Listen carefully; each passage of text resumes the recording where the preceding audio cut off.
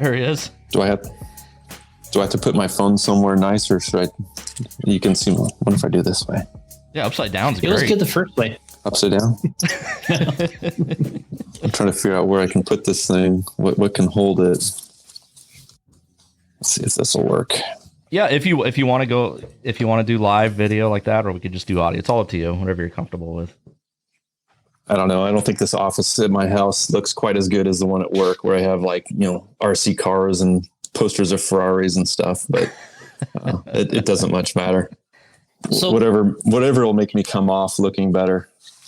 I think. I think this is going to work. What we're going to try to do is actually go live, but we kind of already gave you the list of some questions.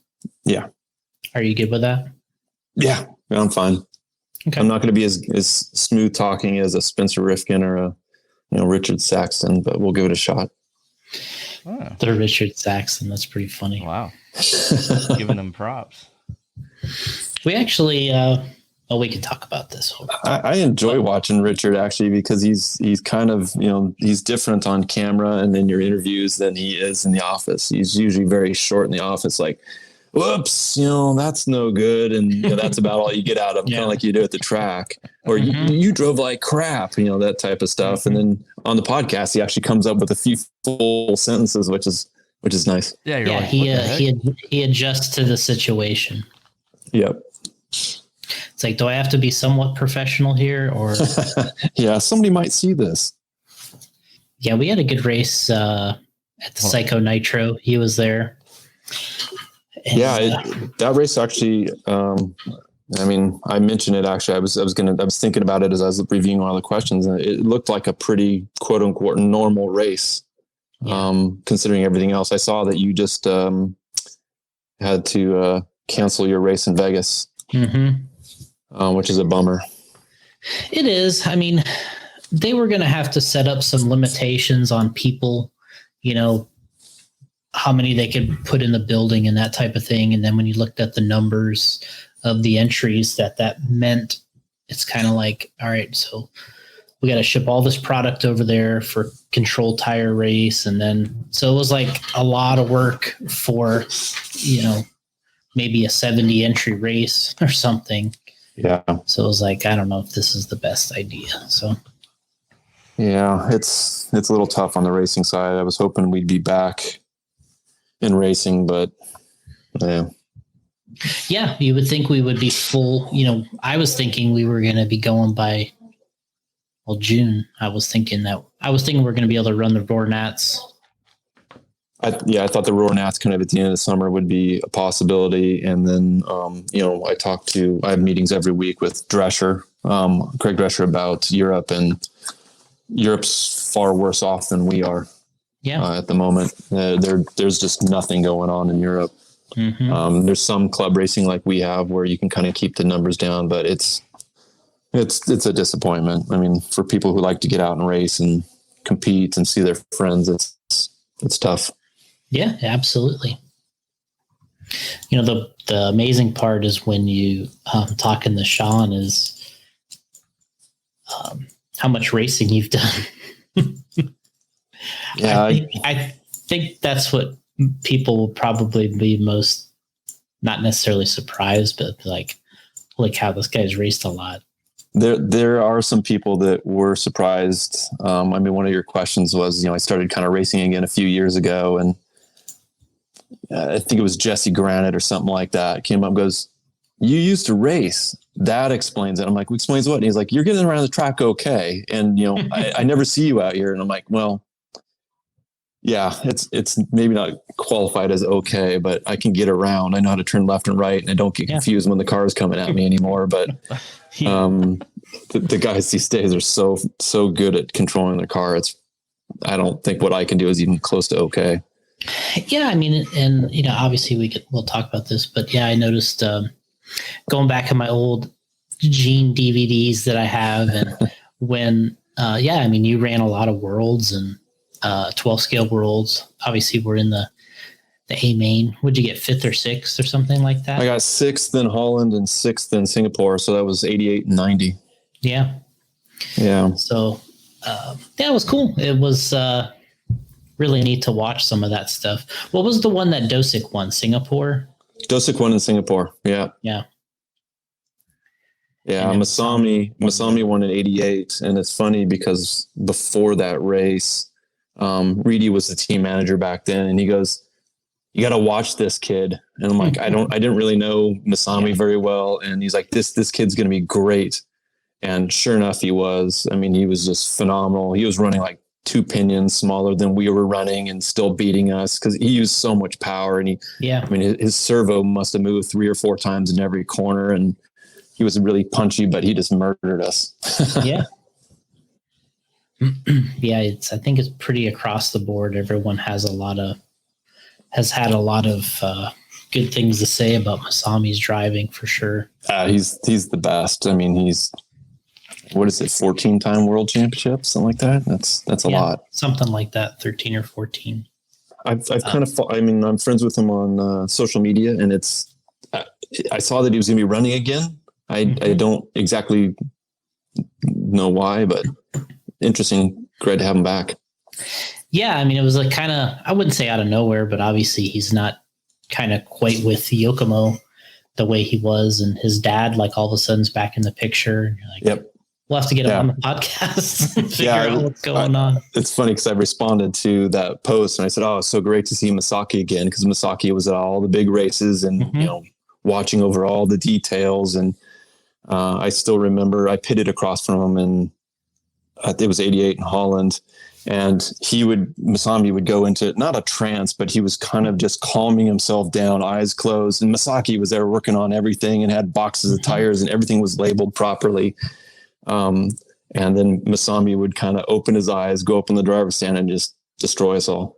He's the only one that I've ever seen do on the driver's stand, do these, he was doing stretches, he would like, and, everyone else is kind of like making fun of him in a way, and you're like, and he was like, "Hey, this is a pretty proven technique, guys." He's done stretches. He's kind of calmed himself down before races. I think I heard somewhere that he used eye drops before the race. He'd use something because 8 minutes you don't blink in 12 scale.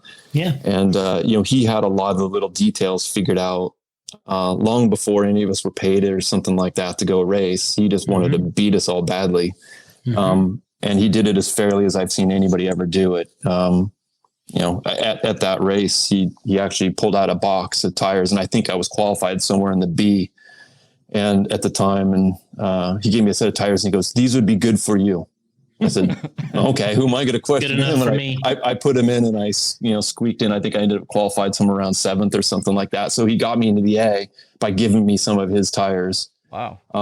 Which, again, how many people would do that? How many people say, "Yeah, I welcome the competition. Come race with me in the A." But he did it, and I'll never forget that. He's a really good guy. Yeah, years later, or some other people might be like, "What are you talking about? Other tires?" Well, I'm just destroying you. Yeah, exactly. There's also a big difference between, then and now. I think back then we all had custom stuff. We all, milled our own things and we cut our own chassis, and nothing was box stock because the box stock car didn't fit together very well. Yeah. We were running lightweight bodies before lightweight bodies were offered up for sale. And, at the time, Masami would show up with tires that were different or better than everybody else when we were still running, SKs and greens. And, he showed up with, what we later called a Yokomo tire, and they certainly worked better. And then, obviously there's batteries and there was motors and all that stuff that was definitely different for the pros. Yeah. I mean, it's so much easier now to be sort of an upstart and to be on the same playing field as, say, like a Spencer. That's the most recent Worlds I guess we've had. But I mean, you could pretty much go to that race and have pretty much everything he had. And now it's really the question of, do you have it? And back then it was, you had to have it and you had to have everything else. But now it's almost all eliminated. Yeah. I mean, for me, actually, one of the reasons I kind of quit racing as I was getting a little older and I went to school and, decided I had to finish college is Associated asked me to go to, I think it was the 92 Worlds in Pomona. And I wasn't really racing that much anymore, but I went and I probably ended up somewhere in the C main or something like that. But what I realized is I was working for Labco around that time, which made battery testing equipment. And I had, friends from different teams, and we ended up discharging some batteries. And I realized that the Trinity batteries had like 60 seconds more run time back then than what we were running. And, you just think, well, I wasted a week here at the Worlds because I was never going to even come close to winning. And I wasn't even going to make the main because their stuff was so much better. And I think a lot of different teams had that advantage at different times. There were times where Reedy had the good stuff and Orion had the good stuff. And then, obviously Trinity did a good job making alliances with, Pat Takeda from Sanyo and then later Panasonic and whatnot. All right. Well, let's start with our questions here, because this is all, we're talking about stuff that everyone's going to want to hear for sure. Who is this?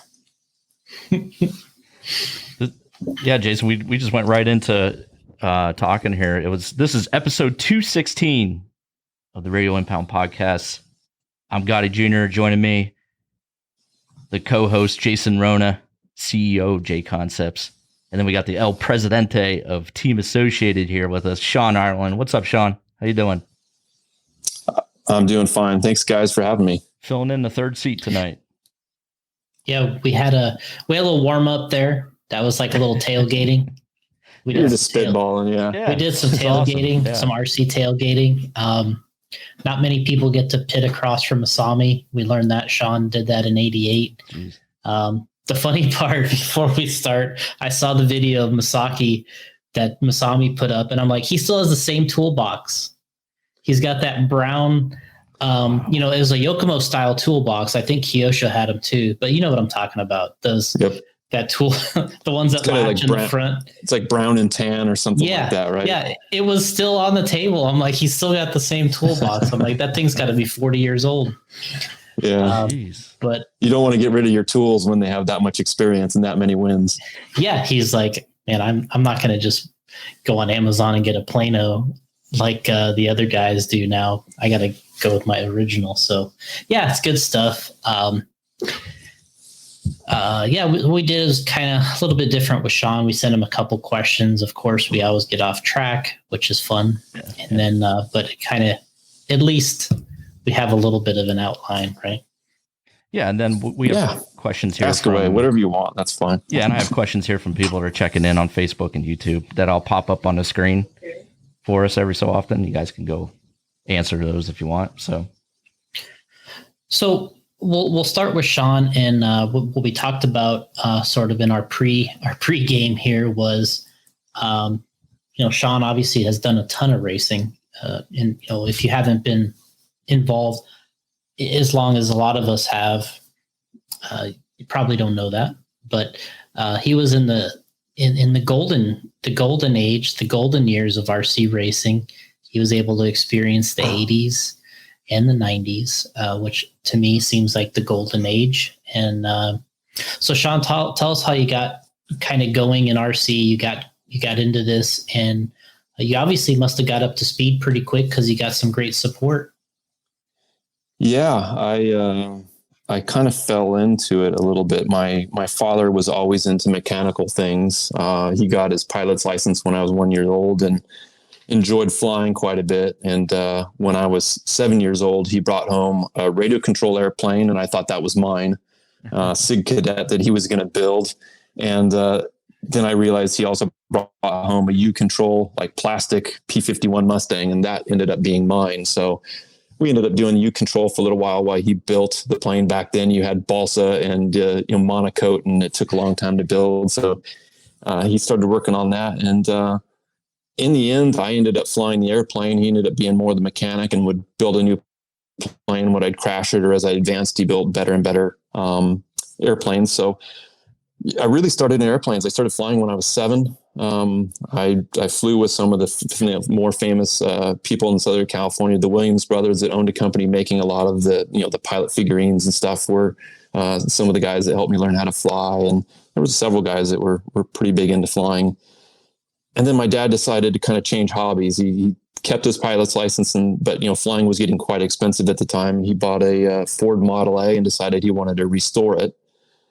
And I was around 12 at the time, and we went to a Sears parking lot, or Sears, one day just to buy something. And in the parking lot, there were a bunch of guys with a motorhome, and they had the old plow discs sitting out in the parking lot, and they were driving these cars around. And I begged my parents to take me over there so I could see what they were. And it turned out they were Associated RC-12Es, and there were about 3 or 4 guys out there running them around these plow discs. And I'd never seen anything like that before. I'd only seen airplanes. And I ended up talking to one of the guys as this young kid, and this guy said, "Hey, I'm a dealer for Associated. I've got one in my car." It was a ready-to-run RC-12E. And I talked my parents into getting the guy's number, and I probably had $400 or $500 in the bank at the time as a 12-year-old kid. I spent all of it on the car. My mom told me it was the stupidest thing I'm ever going to do. I'm going to waste all my money and never use the car again, which is probably we've all heard that. It's probably correct in many cases. I've spent money on bikes and stuff like that I don't use. So I kind of got this RC car, and I just played around with my streets. And my best friend at the time also got an RC car, and we just kind of screw around. If there was a new street being put in around our house, we'd go run because the traction felt higher. And then because of my dad being in this kind of Model A group when he was restoring his car, we went up to I went up with my family, my mom, my sister, and my dad, to Briggs Cunningham Museum.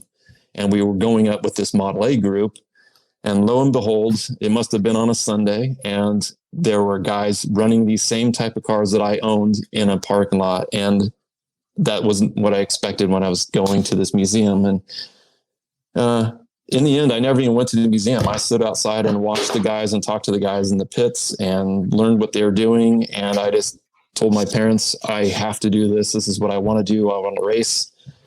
And, kind of the rest is history. I was absolutely hooked when I saw that there were big racing events with timing and scoring and, people that had the same equipment I did. I thought it was just the most brilliant thing ever. That's pretty amazing. When's the last time you did any flying? It's been a while. I'd guess probably 10 years. I bought some, like a Horizon Striker when LiPo started kind of coming on strong, and electric planes. And some of the guys, when I worked at HPI, we were getting planes and just going out and flying whatever we could, as just an open field. So that was probably the last time. I've flown with Cliff Lett, probably back in the 90s. We used to do a little bit of combat flying, and a couple of people. So I've flown a little bit with some of the guys in the RC industry, but not a lot. I'm not a great pilot, but I can, fly inverted and do loops and rolls and scare myself. There was a time period where Ryan Mayfield, he had planes, and I just happened to be out there for the Cactus or something, and he was hooked on it, man. He was like, "I'm going flying. You want to go?" I'm like, "Okay, I'll watch."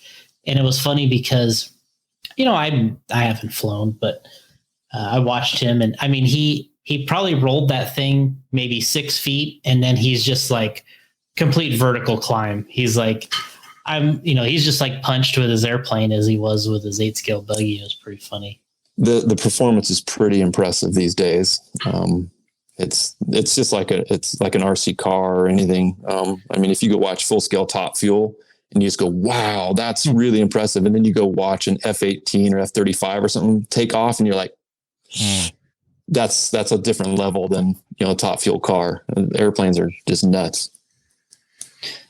So, as far as your racing, we talked about getting into that, and what's kind of the highlights. We talked about it at first, doing some worlds, but what were kind of your highlights that you like to have and talk about? Racing? I did a lot of club racing early on and tried to, back then Southern California was really the place you had to be if you were racing. Most of the tracks were out here. Most of the manufacturers were out here. With the exception of probably like, Trinity and Delta back in the days. Most people were out here. So I did a lot of club racing probably in, around 1982, 83, and 84. I was kind of lucky to meet Mike Reedy. He went to the track a lot and was a team manager for Associated back then. And he, at one point, just said, what'd be great is if you could come back to the U.S. Indoor Champs in Cleveland, Ohio. It's a big race we hold every year. It was 1984, so I was 15 years old, and said, I'll tell you what, if you buy the plane ticket, I'll pay for your hotel. And I thought that was like the coolest thing ever. So that was probably my first big sponsor moment. He sent me a box of stuff that I could put together, and I built a new car, and I went back to that race. And I had radio problems every single heat. Car just wouldn't work. And I still had the time of my life. I think I won the main by, several laps. Cause I was probably in the last main of, back then you'd race almost, it wasn't 24 hours a day, but probably 20 hours a day. We'd finish after midnight, and then you'd have to get up in the morning and turn marshal.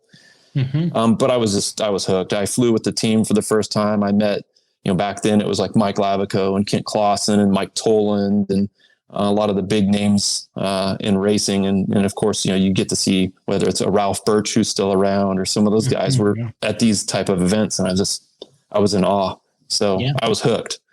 And, ever since then, I think Mike took me under his wing and helped me get a little bit faster. And I started going to nationals. My first nationals was in 83. But I'd go to the regionals and nationals, and then if Mike would help me out somewhere, I'd try to go to another race. And, that was really kind of how I got started with the team. And, in terms of highlights, I won the U.S. Indoor Championships in 88 back in Cleveland. That was pretty neat. Back then, that was the days of Christian Kyle push batteries, if you remember that. Oh, yeah. Yeah, and I watched the DVDs. Yeah, he was impossible to beat. He was just so fast, and he figured out what to do with batteries before anybody else did. And I probably got lucky. I think he tangled with somebody early in one of the races, or early in the race, and I just kind of tried to maintain and ended up getting lucky and winning it. But around then was probably my peak, like 88 through 90. That's when I was kind of trying a little bit more. It's kind of when I finished high school. So I was in college. I had a little bit more flexibility with my time. I went to the 88 Worlds, finished sixth there. Went to the 90 Worlds in Singapore, finished sixth there again. And, honestly, back then I was trying pretty hard. I was working with like Kent Clausen, and we had custom made stuff and this and that. And I do remember coming back from Singapore. Chris Dosek and I went to the practice race. And after the Worlds, I just remember thinking, I tried pretty hard and I put a lot of time into it. And I think sixth, the best I could expect. The other guys were just faster.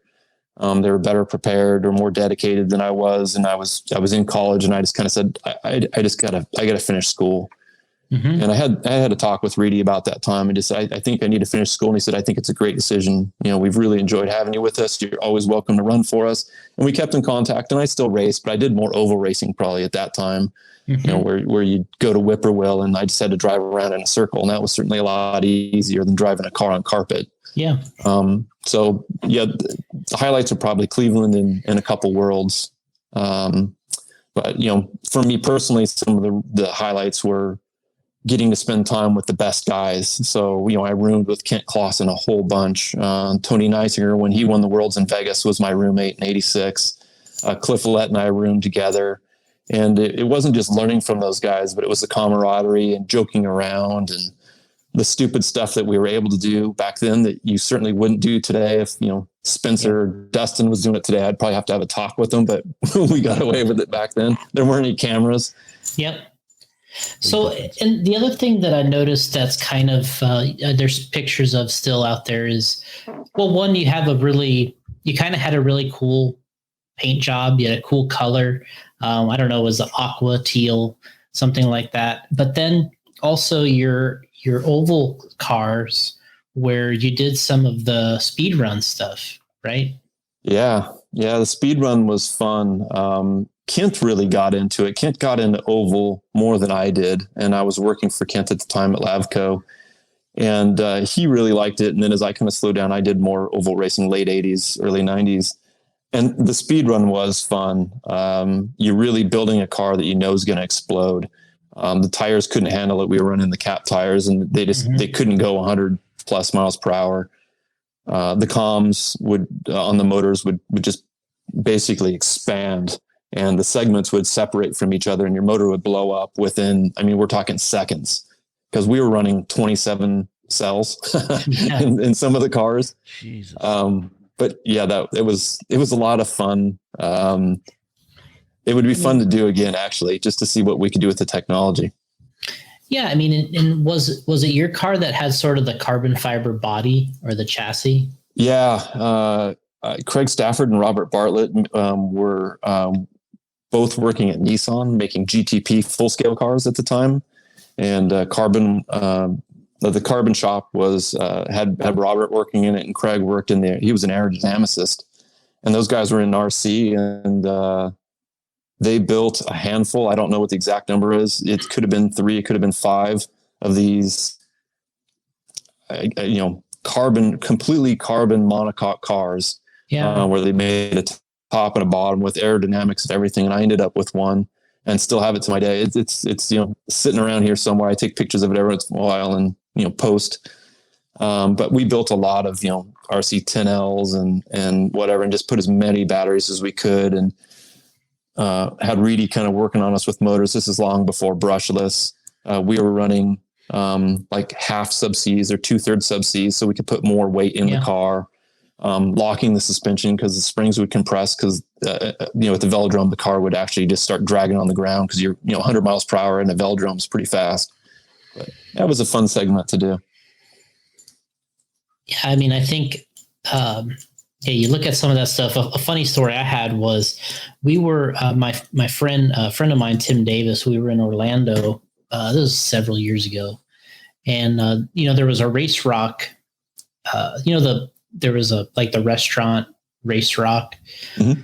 Well, Kent had, I think, donated his car to Race Rock. The one he went, the 75.92. It was probably the more stock looking car that was used for the speed run. And so anyway, Race Rock had that car in the trophy. So this is many years. So the Race Rock closed, and they kind of had an auction of all the stuff that was in there. So we're like at this auction, Tim and I and Allison, and I'm like, and they had a Dale Earnhardt car in there too. It was the number 3, the good wrench car, and the Intimidator. Yeah. So we're like looking around, we're like in the corner, we see this, we see the car, Kent's car. So I'm taking it up. Tim's got it. I mean, we're like, this is the most interesting thing to us now is this car. So then, and we take his car and we set it on Dale Earnhardt's number 3 car. Huh. We put the trophy on there, and we didn't care about, Earnhardt's car. We were just like, oh, this is Kent's car. This is the 75.92 car, so we're like looking at it. People think we're crazy. They're like, you're like, hey, don't we get, Earnhardt's car all mocked up. You're like, are you kidding me? This is Kent's, speed run car. This is the real deal. That car had its own T-shirt for Associated. Remember the 75.96 T-shirt? Mm-hmm. Yeah. It's fun because Kent used to design all the T-shirts for Associated back then. Mm-hmm. So like when he set at the time the record for speed, he made a shirt. The 1990 Worlds T-shirt for Singapore was my car on it. So it was the teal and orange, which was the fashionable colors back in the day. Mm-hmm. It seems like it's coming back now. I see more and more teal product on paint on people's race cars, and certainly a lot of crawlers and whatnot that are teal.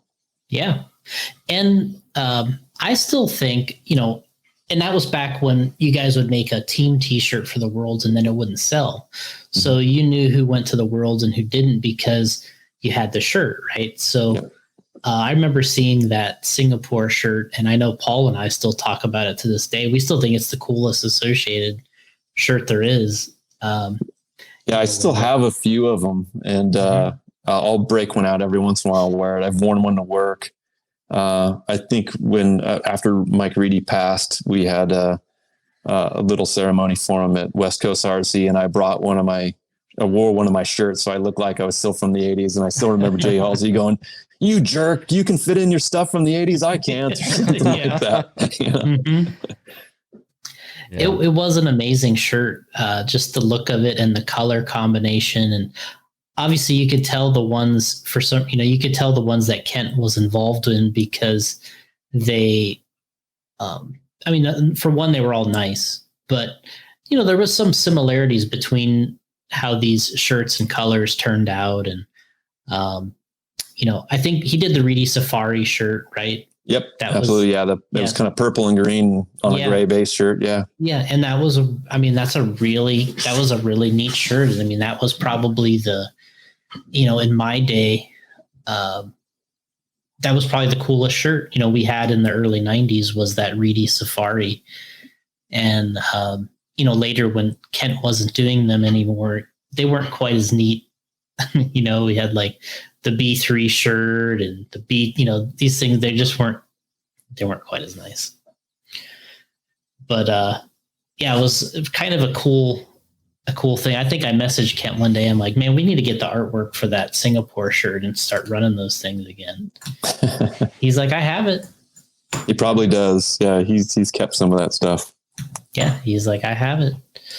So we kind of talked about him. One of the questions was your close racing buddies. You kind of talked about that with Kent and these other guys, but talk about this Lavco thing a little bit. People don't today, they probably don't know about this, but I still think it's the coolest decal. I'm assuming Kent probably designed the decal. He did. I just wanted the equipment because I wanted the decals. Like, I'm like, you'd see it on Cliff's car, and it was like the cool hero guy decal. Yeah, it's funny, and it's one that's hard to find now. So, unless you're Cedric or somebody like that, it's a little tougher to find a Lavco decal. But yeah, so I was working at a hobby shop in high school, and Mike Lavico and Kent Clausen were two of the more top end racers at the time in the 80s. And Mike had just, I think, gotten out of college, or I think he just finished college, and they decided to build a company called Lavco. So it was kind of a play on his last name, Lavico. Mm-hmm. And they were going to make battery testing equipment. At the time, we were discharging at 10 amps. So it was a pretty small little unit, but it actually counted down in seconds, and it would tell you approximately how many seconds it took to discharge at 10 amps. And it held a true 10 amps, which was different from kind of what else was out there in the market. And they started selling them, and people were buying them. They weren't cheap back then, but everybody had to have one because nobody had matched batteries at that point. And this is kind of around the time, like when I was saying, where Christian Kyle was beating us because he'd figured something out with batteries. And I still remember the day I went up. I always took Midge Husting poinsettia every year for Christmas, and thanked the team for all the work they did for me and the help they provided. And that particular Christmas, I decided to stop by Kent's house to thank him. And they opened the door and go, we should get him. And I didn't realize they were just talking about adding staff on to help build some of these units, these Lavco units. And so basically I went home and I quit my job at the hobby shop, and I started working at Lavco. Wow. Originally, interestingly enough, at Bob Novak's house. That's where Kent lived. And we started building 10 amp dischargers, and then suddenly it became 20 amp dischargers. And then it was power supplies. Then it went into motor dynos. Mm-hmm. And we just started making, things that we felt we needed to go fast. And it just kept getting bigger. Pretty soon, like Orion needed tons of units, and Trinity had tons of units, and Reedy had a whole banks of units. We were making custom stuff for them so that they could match their batteries. Mm-hmm. And I probably worked there about 5 years. Almost every small unit I probably built. Some of the custom stuff Mike built, but I soldered an awful lot back in the day. Yeah, I know I had the items, the dyno, the Lavco Pro dyno, right? That's what it was. And you see it in the videos. Reedy's using them in the videos, and you write down the numbers, and you put the, back then we had a Reedy motor, he would write his stuff on them, right? Yeah. And yes, here's Jeff Brown, the Lavco Cellmate. Yeah, that was the very original one, was the Cellmate. And I remember they were originally shiny black. Yep. And they had fingerprints all over them. The battery would die like, in a couple hours. And the very first batch was a little crude. And then it kind of went to this kind of like blue grayish color. Yeah, right? we went to a brushed gray because they didn't look dirty all the time. We literally were carrying a can of Pledge in our boxes, so we kept them clean, so people wanted to buy them. They didn't look all messy. Yeah. So you went to that sort of brushed matte look, and then it didn't get fingerprints on it, right? Yep. And that was neat. It kind of had that feel to it. Like when you touched them, right? Like there was that brushed feel. It wasn't shiny. But yeah, there's really cool equipment, really neat. It was just something that it seemed like, the fast guys had, right? Like it had this idea that it was like, it was real special or, exclusive to the fast guys. Yeah, it did feel special. And at the time, there were magazines. There wasn't any social media, and we didn't have a website or anything like that. And I just remember when people would see it, they would really have this feeling like, I have to have it. So yeah. I always had my own personal ones that I would build. And I still remember going to races. We went to one in Washington, D.C., and there was some guy just like, I got to get one. I need it now. And Ken just goes, here, take Shawn's, and, just would sell mine. Yeah. So the joke became that I always had the newest one, because every race I went to, at the end of the race, we'd sell mine, and I'd go home and build a new one. Mm-hmm. But yeah, it was, it stands today, right? You always go to race and go, oh, I got to have that piece of equipment. That will make my life easier, or it's just cool. And for sure, the Cellmate was one of those things. And I remember being in Reedy's office, all the way, and he had those matchers behind his desk there on that table, and they just like stretched across. And I think, did he like only do the team stuff in his office, or was that like everything? Yeah, he did. He only had a few units in his office, and he did the team stuff. And then he had a whole separate room that was kind of over by where Randy, where they used to pull the bodies. Yeah. And it was air conditioned and whatnot, but it had like just racks and racks of big units. There, if you think about a Cellmate, it was probably maybe 10 times wider than a Cellmate, and it would do multiple units at a time. So he basically, I think, do one cycle. They were getting pallets of batteries at the time. They'd put a cycle on, then they'd pick the best ones, and then the best ones go to the team side. Then he'd retest them. And if you remember that he always had something written on the cells. Yeah. And, sometimes their name was on them, which was cool. And, he'd always kind of watch over those and make sure the best cells were in his possession. So you talked about kind of slowing down and racing. You got, a little more into, finishing school and college. What was that like, kind of getting out of the racing side and kind of getting more serious about school? Yeah. It's a little bit bittersweet, because at the time I really just thought, I'll just slow down in racing, finish school, and I didn't know what I was going to do in life. While I worked at Lavco, I got an AA in electronics, just so I kind of understood how everything worked a little bit better. Mike was a full engineer, but learning about some of the components was neat, but I kind of figured out pretty quickly that's not really what I wanted to do.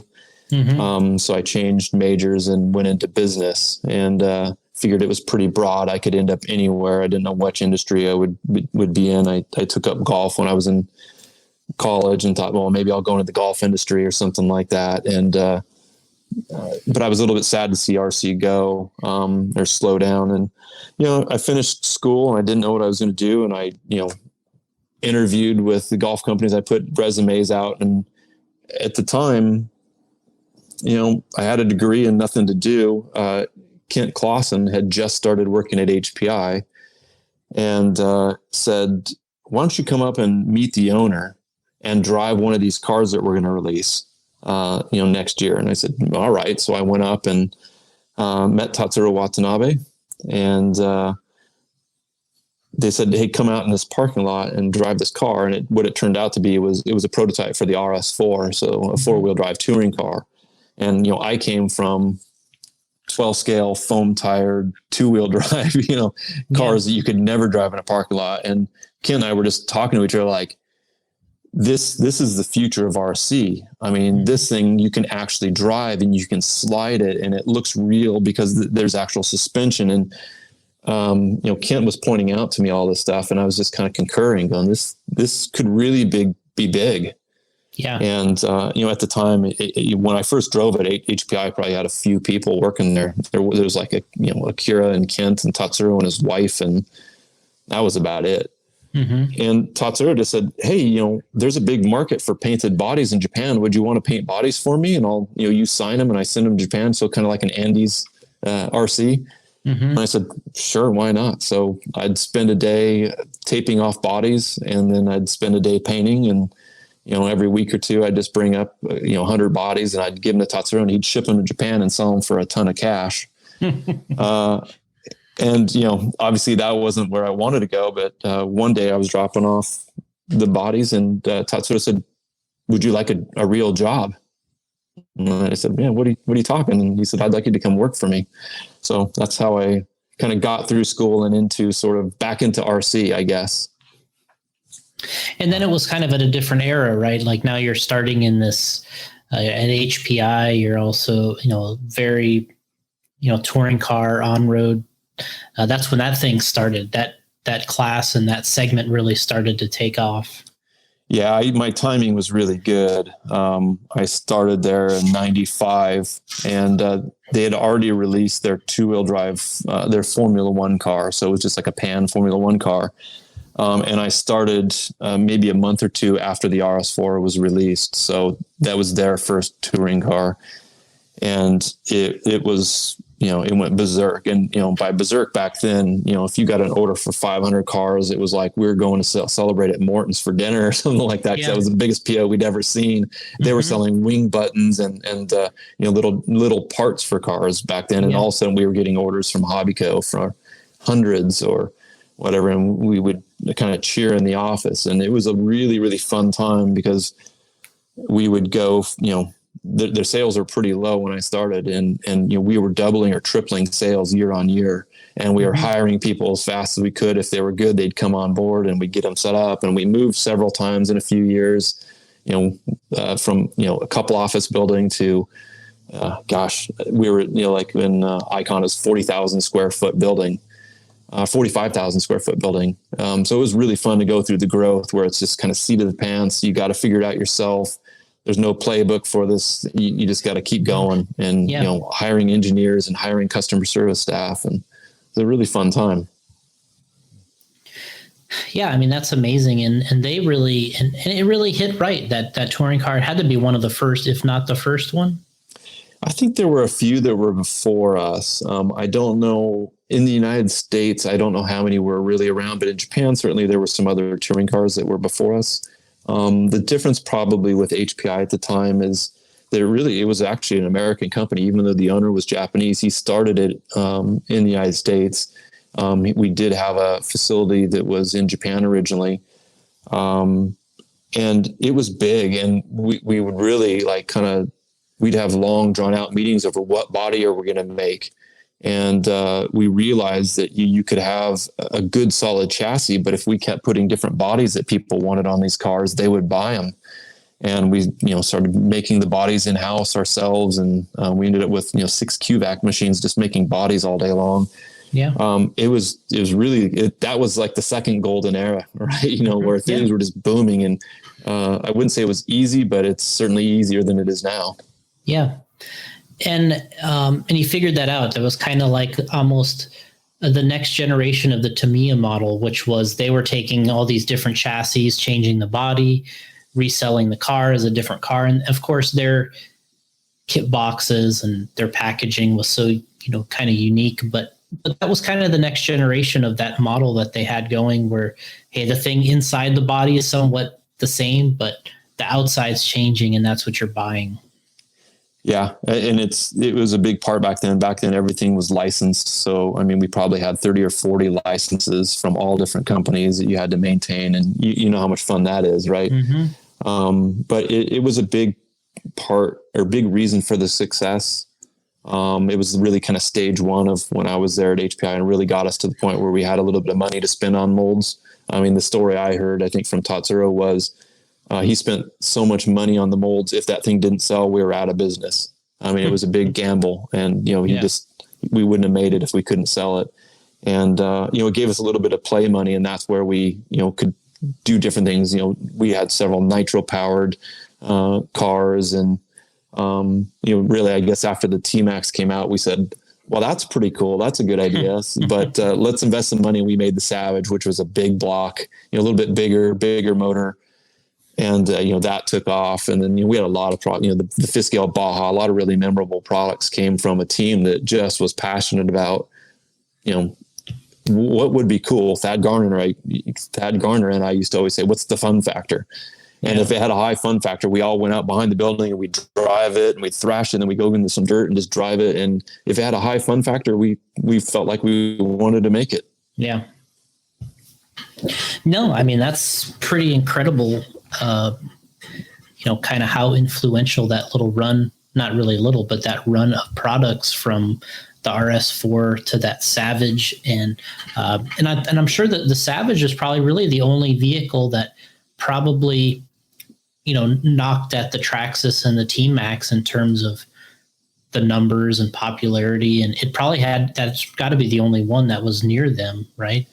Well, at the time, I would say, kind of really like the early 90s, early 2000s. I think HPI was probably the number 2 in terms of chassis. I think we were a long way behind Traxxas. Traxxas has always been ahead of the rest of us, but I would say if there was anybody that they probably took notice of, it was HPI at the time.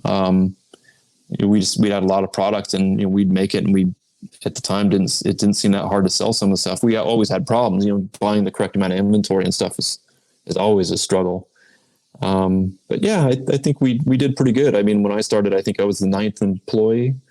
And at one point we had upwards of 80 employees in the US. We had probably another 30 something in Europe. We had to start a whole new company in Europe to service everybody. And we had a location in Japan that probably had close to 30 people. So we had a lot of employees back then. And felt like we were firing on a lot of cylinders a lot of the time. Yeah. And I think what really stuck out to me too, and I'm sure this is, with Kent's and your influence, was how nice, that was still the age of the magazines. That was the age of that the look had to be right. And it seemed like Kent or you guys or whoever the team was there, they kind of nailed that look. Yeah. I mean, there was, obviously it was a big team, but there were some really, really influential people. Akira Kogawa, I mean, he designed a lot of the Kyosho cars in the early days, started designing when he was 18 years old, I think. Worked for Auto Model Kyosho. He had a lot of input in how the chassis would look and how they'd function. And even the Savage was really more like a flat pan chassis when it originated. And he said, nope, we got to do something different. We came up with what we called TVPs, twin vertical plates. Mm-hmm. At the time, he was really a big influence, and he's still a huge influence in the industry today. He's designing stuff for Kyosho. And Kent has a lot to do with styling, whether it's t-shirts you were talking about or the logos.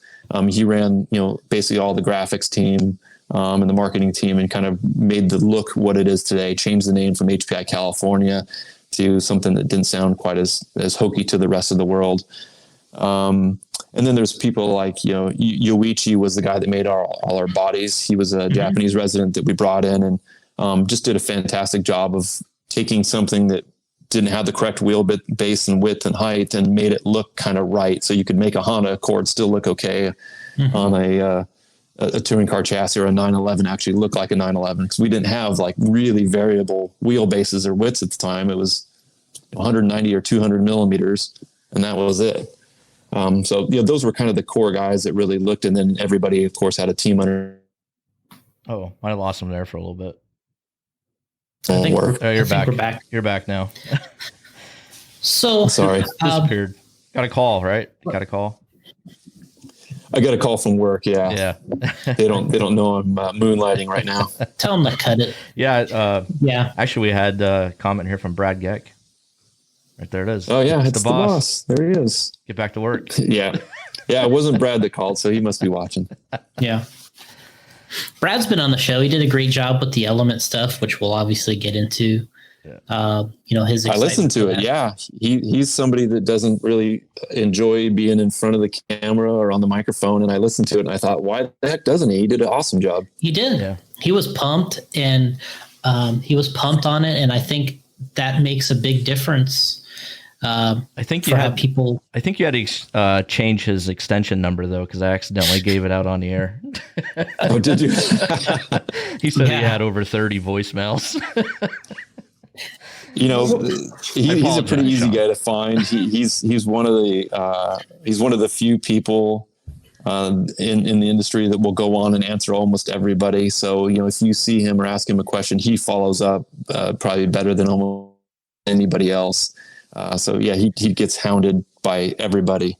And when we release a new car, everybody wants one or they want a deal. And so, I feel sorry for him in some ways, but it's because he does a good job. Yeah, it was funny because he was like, I'm thinking, I mean, if you hear the extension, on the air, it's like, well, what's the big difference? It's like you could probably call there and kind of luck into the extension and it's like, that was the first thing Gotti mentions, like, man, I left that in there. I don't think that's going to work. And I'm like, it's not going to matter. I'm like, it's not going to matter. And I'm like, Associate's going to be mad at me. Yeah, Brad mentions it to Gotti. He's like, I knew it. I should have took out I was like, man, I didn't think anybody would call. But hey, that's kind of cool. I'm like, you know what? It was a good test. Yeah. People were listening. People are listening, and they do pay attention to the details, right? We're racers, right? You don't get to be a good racer without paying attention to details. Right? Not at all. So anyway, we're we talked about the HPI, and obviously there's a lot going on there, but eventually you ended up with a Horizon, right? Yeah, well, in a roundabout way, yes. So after my tenure with HPI, I said, I'm going to start my own company. And, because it was so easy at HPI, right? I ended up working with Akira. So Akira was the lead designer at HPI, and he and I worked on some designs and started getting a business ready to go and designed some products. And, then it kind of smacks you in the face how expensive it is to tool up vehicles where you need hundreds of thousands of dollars, and you got to buy inventory and everything. And I had already had a little bit of a relationship with some of the leadership at Horizon.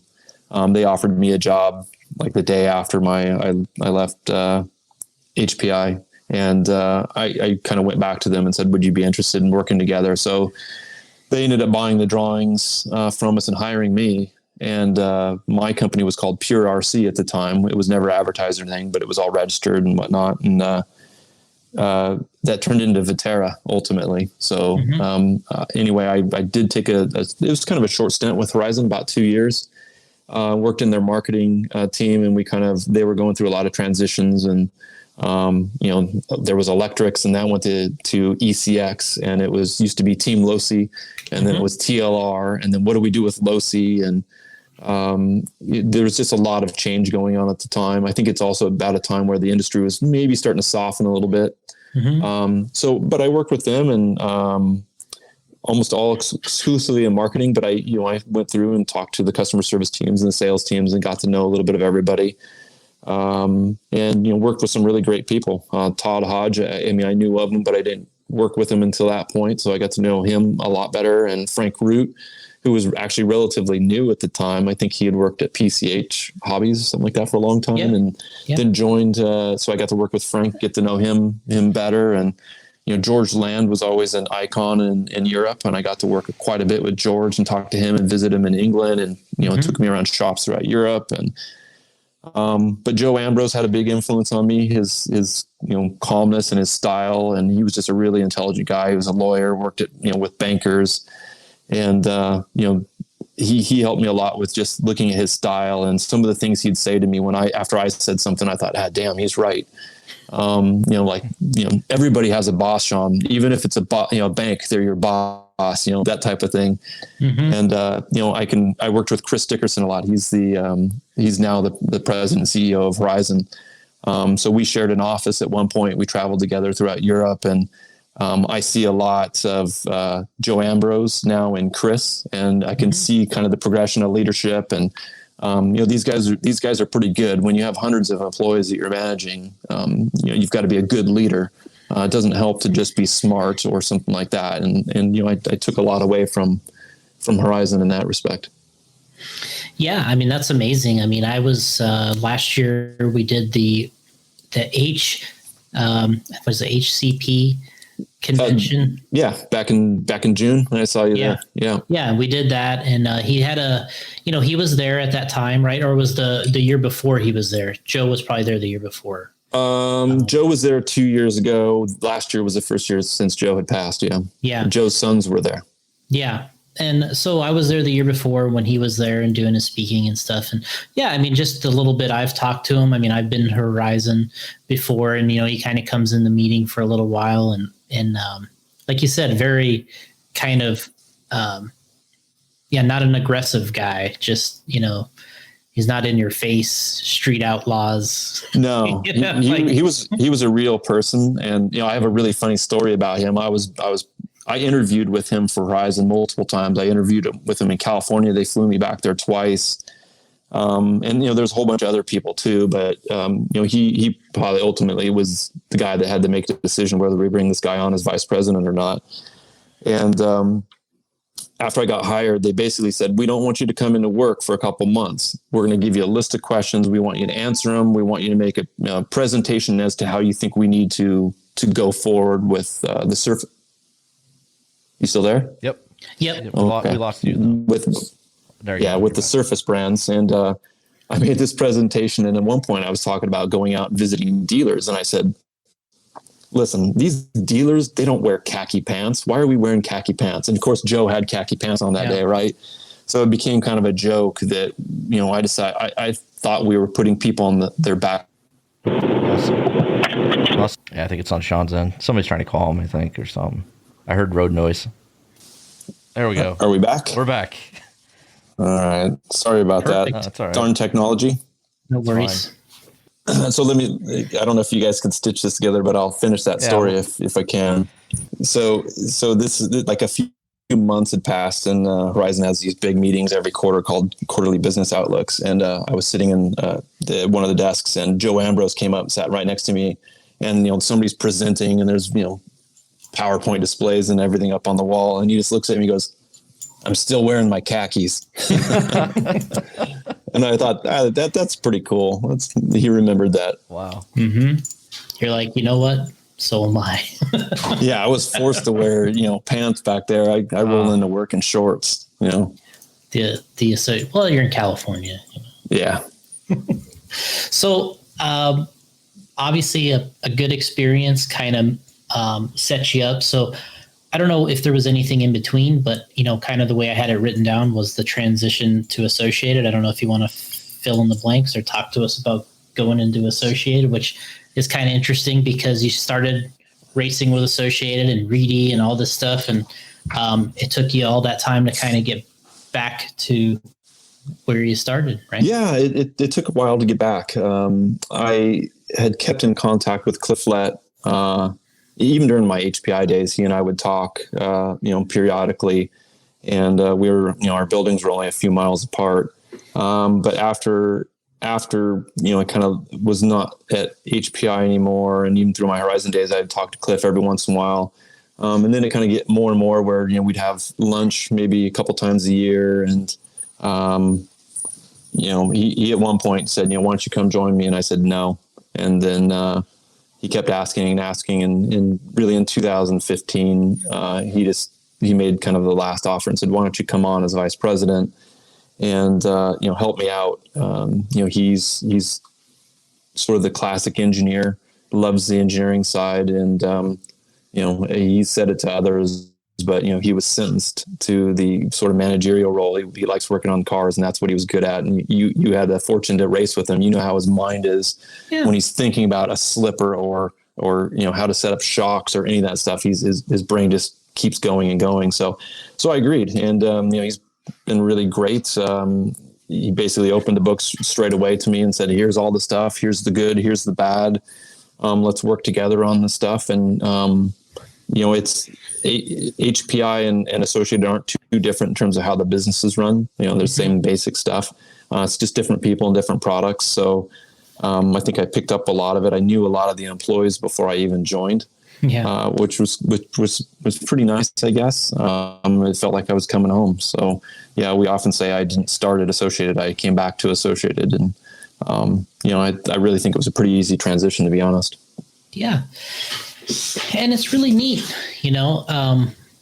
from that standpoint. And now, obviously, like you said, Cliff got put into that position of being the president, which, he went from designing stuff and being working there in that side of things to being the president, where you're talking about now you're, working on health insurance and that type of thing. And, you know what? And that, for me, that would be, I would absolutely hate it. Not that anybody likes it, but it's somebody's got to do that kind of stuff, right? And I mean, whether it's sales tax for the state of Florida or Illinois or whatever, I mean, that stuff's fun to do. Health insurance is not fun to do, but it has to get done, and it has to get done competently. The employees need it.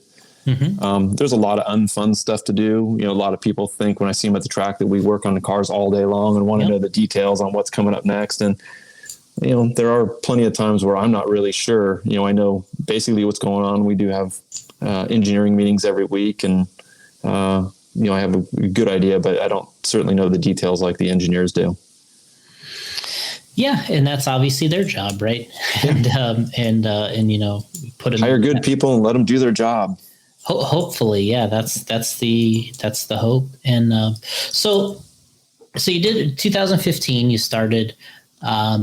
And recently, I mean, there's not really been a big release about this, but you're the president now, right?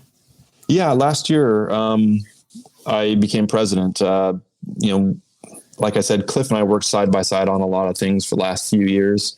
Last year he just said, basically, I think you realize you were doing a lot of the stuff that a president would do. And he, like I said, he really enjoys working with the engineering team and not having, we had a couple new engineers that joined us that are still in their 20s, and we always call them green. So they're great guys, classically trained, but we have systems that, need to be learned, and it takes a while. And, last year was a weird year. We found out in January by chance when a realtor showed up and said, Hey, we want to show somebody your building. And we said, what are you talking about? And we learned that our building was going to be sold before our landlord even told us. So Cliff and I started looking for buildings, and we couldn't find a building that was suitable in the area. So then we had to interview third-party logistics companies to help us ship product. We had a new brand that we were getting ready to launch. All this stuff was going on. We had to move over the summer. We had the World Championships in Slovakia coming up. Just like everything felt like it was crushing us. And at the end of it all, after we got moved and finally I could take a breath, Cliff just said, we're going to put my office downstairs with the engineers. And so, we had offices right next to each other. We talked through the wall all the time. We often joked we needed to put a window in. Yeah. And we separated, and he's got different responsibilities now. It's probably more similar to what he had in the past. And I've got new responsibilities now, and it's probably more similar to what I had at HPI. And I think it's working pretty well. He's dug back in. We've got better schedules than ever. We're releasing more product than ever this year. And we're both probably where we should be. Yeah. That makes sense. So, and that was kind of, on the list of questions I had here. We got to, when we had Brad on the show, he kind of dove into it a little bit, how, he started the new brand. You just talked about that with Element, and kind of how you had to go back and start with Associated Electrics and say, all right, now, there's Reedy, there's Team Associated, there's Element, Factory Team, whatever. And talk to us about because obviously that was a big project that you kind of did during all this, I'm sure, as well. What was the mindset about this and kind of getting into this Element side of things? Yeah, we did do a lot of rebranding, and some of that actually may have come about from my stint at Horizon and learning about branding and how they felt, a house of brands or a branded house would work. And then when I joined Associated, there were lots of just little things that kind of bugged me. Like we didn't have a uniform email address, for us all. Somebody had their first name or it was a dot afterward. And I thought, let's clean this up, and everybody, it'll be easy for you to surmise what my email address is if you know somebody else's. But then you just looked at things like the classic slot car track AE, where it would say Team Associated. Mm-hmm. Well, AE stands for Associated Electrics. Why Team Associated was on there is because we only had one brand at the time. But, over the course of years, Reedy came on board. Cliff sold RCPS to Associated and became Factory Team. And then we were at this next stage of our lives. And we were going to create this new brand called Element RC. So yeah, there was a lot of talk in our marketing department about what did the brands mean? What was the heritage? What made people like it or dislike it? How would we market it? And why do all the magazines and everybody, why do they always call it Team Associated, even if it's a Factory Team or Reedy? Will that happen to Element? So we did kind of go through a concerted effort to say that slot car track, we brought that back. That is our heritage logo. Associated Electrics is our company. That's our official name that's registered. And that's how we pay taxes with that name. So that's our name. The brands are the other four. So Team Associated is our racing brand.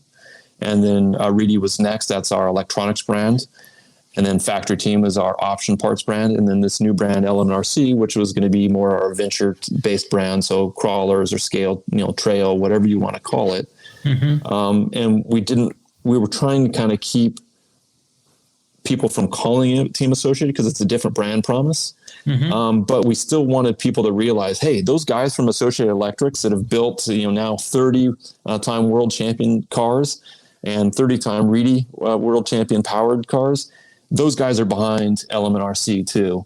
So that's kind of what we were trying to do. And even after we did it, there were still some kind of hiccups, and we'd have to call somebody and say, no, it's not Team Associated. It's Element RC. Yeah. And I still see Team Associated and Associated Electrics kind of used interchangeably, but we're trying to train people what it is. It's one company with four brands underneath. Yeah, I still kind of do that when I go to type it in to the browser. I'm like, Team Associated. No. Yeah, we'll get you there because we type it in, and now all four websites are kind of on one platform, so you can go back and forth between the four brands if you want, and easily buy a car, a radio, an option part, and a crawler for your kid or something like that. If you want, you can do that all in one shopping cart. So you can still get there. We try to make it easy, but having everybody stop calling it Team Associated has been harder. And then there was RC10.com. That was the first one I used because I was like, that's the shortest one, right? And it's the one most people use. It's if you're old school, then you use RC10.com. Yeah. Yeah. And it's tough because then I'm sure in these meetings you're thinking, all right, well, is RC10 really our heritage, right? You're like, is that, that's like such a huge, obviously it's part of every single, I guess, racing product. It says RC10. Every 10 scale one, yeah. So, mm-hmm. You go through the B6.2 and it still has RC10 in the front. And it is a big part, but it's not, let's say for the next 50 years, kind of the thing. I think the thing has to be the heritage and all the people and the wins and the team and the people that have supported the Associated Electrics brands over the last 50 some odd years. So, we put, on my list of questions here, and, we talked about several times when you come out to the Reedy race, you've been doing a little bit of racing here and there with the B6 and different cars and getting out and running with some of the guys. What, kind of jumping right back into it, what was your, feelings about racing today versus, maybe when you left racing or maybe at the height of your racing powers, I guess? Yeah, it was fun. I think it was, I'm guessing around 2013 or something like that. And like I said, Cliff and I would keep in contact and go to lunch every once in a while and just talk about what each of us were doing. And at one point I just said, I got to get a car. I just got to try it. And the only way you can go racing these days is off-road. There's not a ton of on-road. And that's what I was, as an on-road driver. So I'd never experienced getting the car in the air unless it was hitting a dot. And he said, yeah, I'll take care of you. And then like a week later, I got a full like team package from Brent Tilke. He sent me like all the option parts and everything and just said, hey, I found this.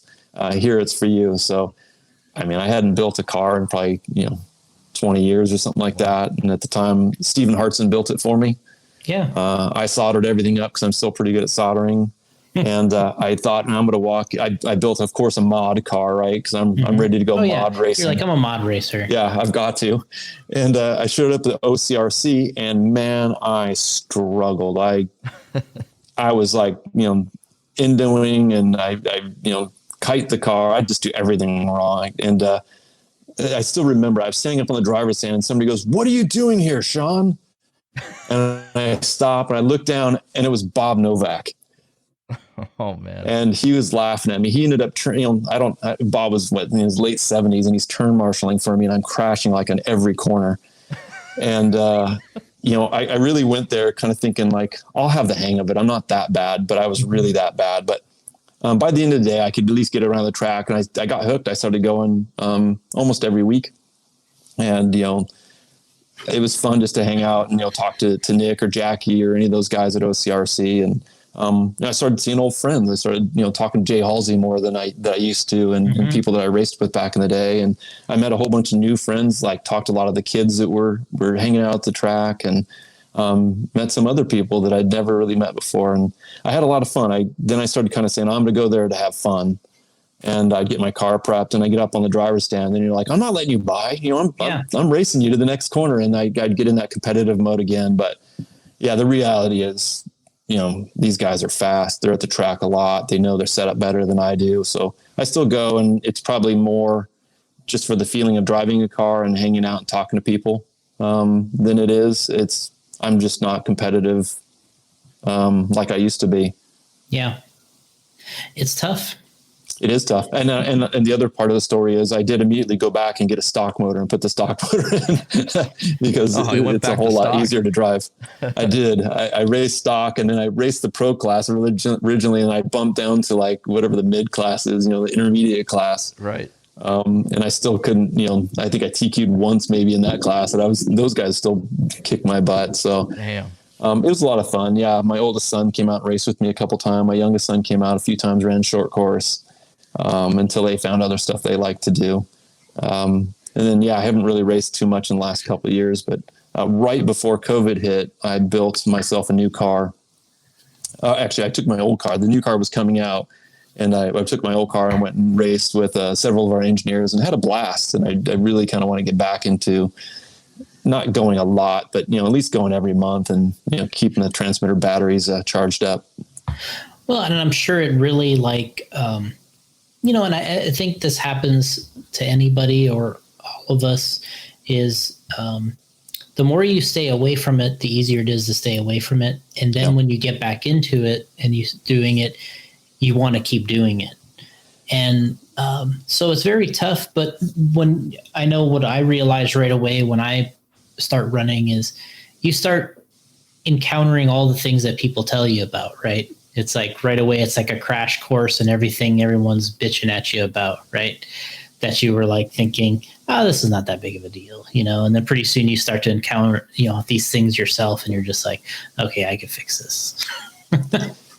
It's such a good hobby. I don't want to get on a big soapbox, but, especially for kids these days, using the tools, getting a little mechanical aptitude, the problem solving that's involved. I'd really love to see more young people get involved in this. I never did drugs. I never had any money to buy drugs because it was all going to my RC habit. Yep. And, it's fun to see people learning from this and getting to know it. And now, now that we have Element, it's a whole new world for us, for the racers who are trying to get a half a tenth a second a lap, to see people building interiors on their rigs and going in this great detail so that the body looks like it's rusted. And like some of the stuff we talked about Brad before that he does, taking like cigarette lighters and making exhaust cans and stuff like that, stuff I would have never thought of. It's really, really neat to see people put some kind of ingenuity and thought and passion into something.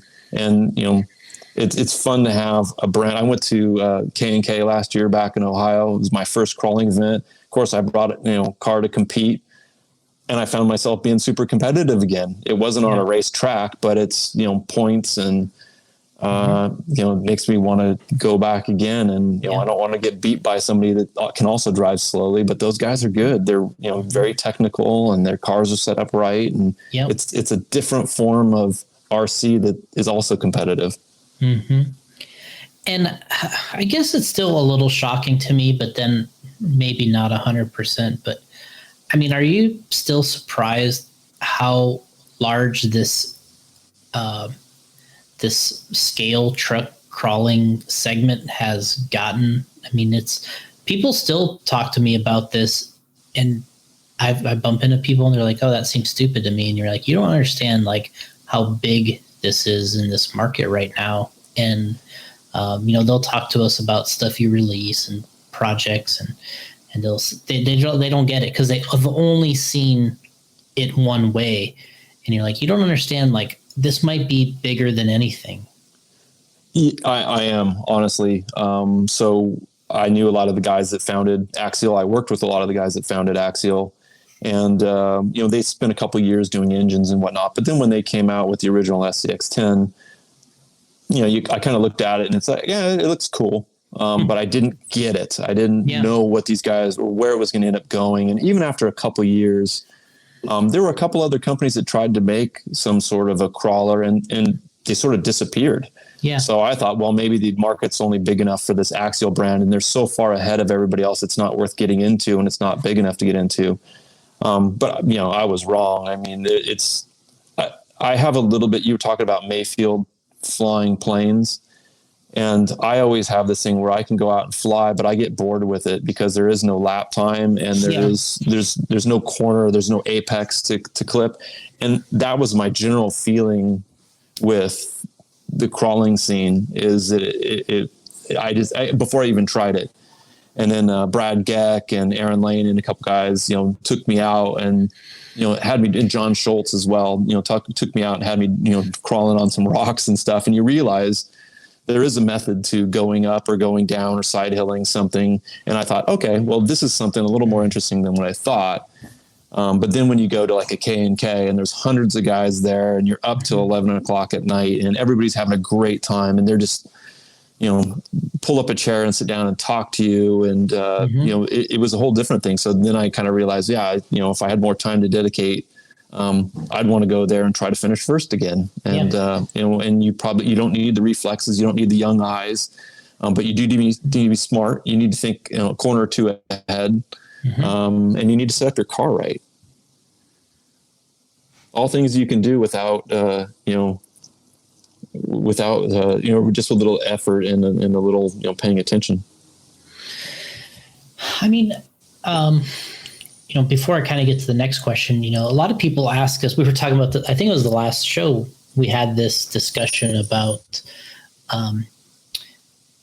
older people in RC and, being, the over 40 classes they have. And, we have all these different classes in RC for people to race in and be competitive. But, we were having this discussion about, what's that limit to where we think that you just can't compete anymore at the level that maybe either you're accustomed to or makes you comfortable. And, I honestly, I talked about how it's a little surprising to me that I can still drive stuff, that I'm still okay at it. I don't really practice.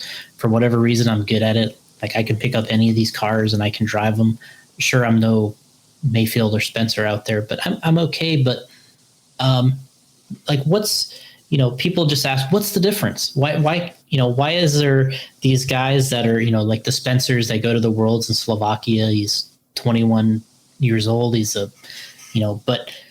what happens when you get to be 40 or 50, or what's the cutoff? People are asking this all the time. It may be different for different people. I don't know what the answer is. Certainly, it's a younger person's sport. If you're talking about winning world championships, we can see that.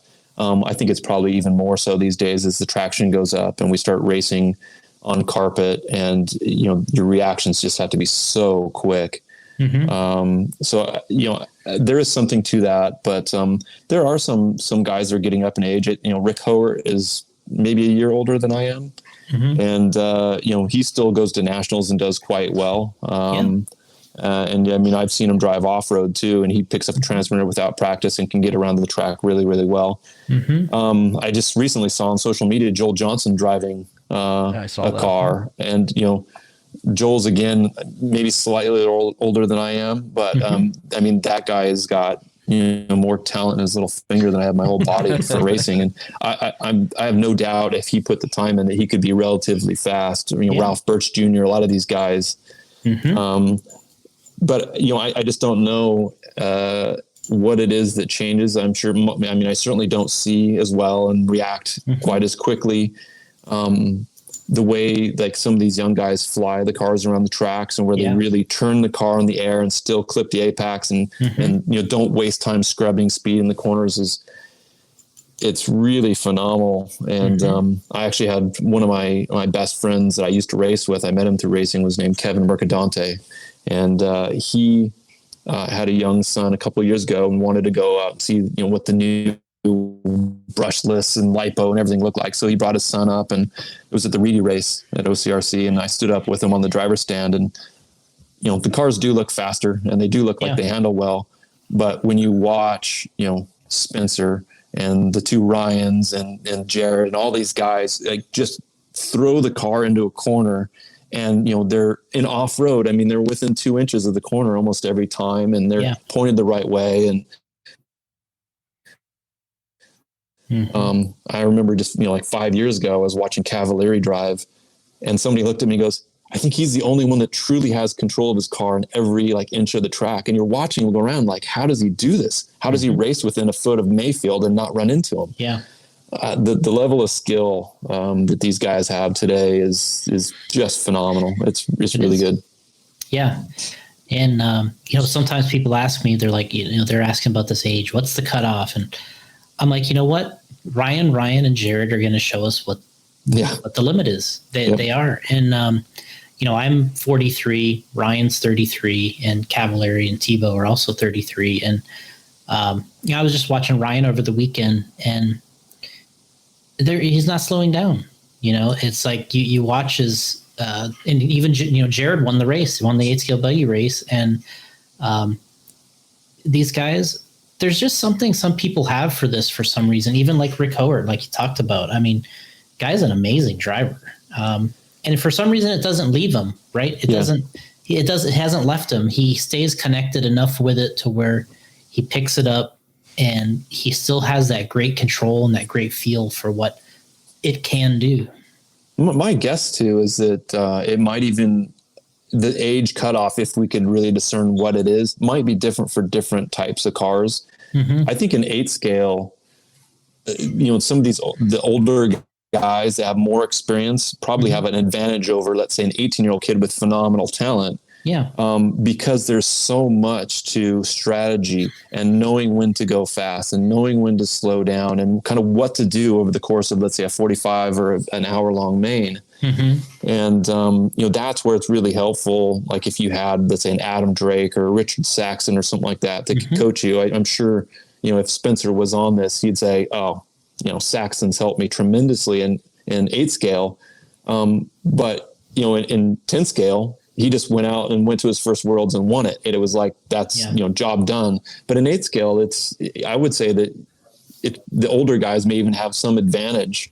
So whether it's, Jared or the Ryans, I think they're going to be fast in 8-scale as long as they have that drive to compete. And, knowing, I don't know Jared very well, but the other guys for sure just hate losing. It doesn't matter if you're throwing darts or, hoop or anything. They just don't like losing. It pains them. And those guys, I think, will be fast well into their 40s if they want to be.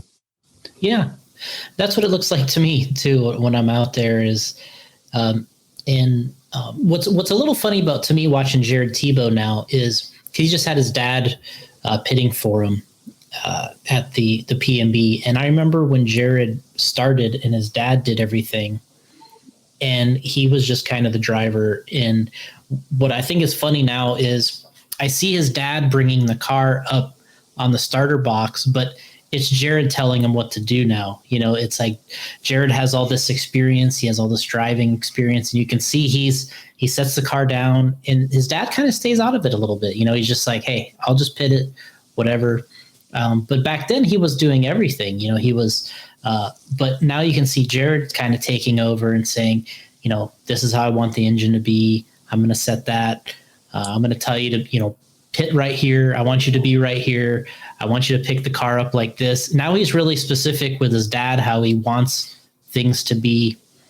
And with all this experience now, he's almost, you know, it's just such a different experience. I mean, I remember when he was a kid standing next to me on the driver's stand, like yelling down at his dad, telling, you know, saying, there's something wrong with my diff. My diff's not working. And, you know, he's just hauling ass, you know, and it's like, there's not really anything wrong, but he's just, you know, he's like freaking out because he doesn't know what's going on. And now you could see, now he's the one in control. He knows what the product is like. He knows, you know, there's not all these weird issues that he's making up because he's been in there now. He knows whether it's right or if it's malfunctioning.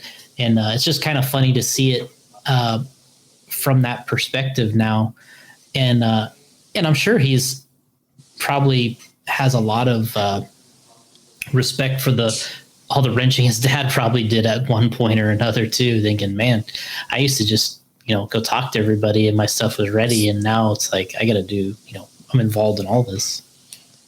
Yeah, I think there's a lot of ownership now from the very, very top guys. They have to know what's in their car. They have to be able to wrench on it themselves. You know, they're getting paid to race, right? So the blame isn't going to fall on anybody but themselves if they don't get a paycheck or a bonus check. So, you know, you can definitely see the guys that are multiple time world champions and have, you know, lots of success. They're all very, very prepared. You know, if you're, you know, looking for somebody to follow, it's, you know, like a Cavalieri. He shows up with everything on point, ready to go. You know, if you want to talk about, you know, going with the flow and fixing your car at the track and just digging out the fastest lap time, I mean, Mayfield's kind of the guy.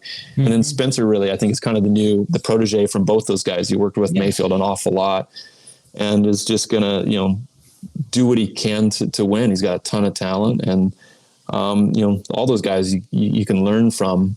And I still think I would, you know, I'd put money on Ryan and Ryan being fast at 40 and beating a lot of these younger kids. The only question I have is when you get on carpet and super high traction, when all of a sudden reflexes start coming into it, you know, does like a Brock Champlin start having, you know, if he could race, let's say, you know, Spencer, when Spencer was 40, I don't know how that will end up because the cars look so fast and it happens so fast. I don't even know how you do it. Oh yeah, it's you watch a video of Brock or one of these guys racing on carpet, and you have to actually go, "Is this sped up? Like, is there some like editing being done to this or something?" And it, you know, it is. It's really nuts how fast it looks on carpet and how you're making all these decisions. You're not making it like right now. You're making it like 3 turns ago. You've already decided how this section is happening, and you're doing all this in this weird subconscious. And it's very impressive to watch what can be done. Yeah, I mean, anybody out there that's listening, I mean, next time you go to the track, just do yourself a favor and record in slow-mo a couple corners, like maybe at the end of the straightaway. And even on carpet, where we assume there's just tons of traction. Cody Newmandahl, Cliff, and I went to Vegas to do some testing a few years ago, and we were doing a lot of filming. And when you watch a car slow motion, like you're saying, Jason, I mean, 20 feet before the corner, the car starts turning in and it's sliding into the corner, even on carpet. Yeah. So it really is the subconscious, like your brain knowing what the timing is. And when you need to start turning so that you can hit this corner, you know, off a couple inches, but it's 20 feet ahead of you. It's amazing what they do. Yeah. You know, and you talk to people about, you know, I talk to people a lot about, obviously there's the setup side of it. There's the driving side of it and all this. And, you know, a lot of times I come back and I'm like, you have to really realize how much of this is controlled by the driver. And sure, there's the fine tuning aspect, but when you actually see what a really good driver is capable of. It's really astounding. I mean, I remember talking to Mark Pavidis back in the day about something, and he's just like, I'm like, how's your car landing so well off of this triple jump? I'm like, and we're pretty much all set up pretty much the same. And he's like, well, I noticed that if I land on the side, it's a little bit better. And I'm just kind of jumping the car and I'm landing on the side instead of flat landing it. So, and I just found that it lands better that way. So I just try to set it up. So I'm just like, oh, okay. Wow. Yeah. All right. And which is what guys do today. I mean, they're controlling the car in the air, and that's what we talked about earlier. But these guys were already figuring that out. The Kinwalds, the Pavidises. I mean, I do it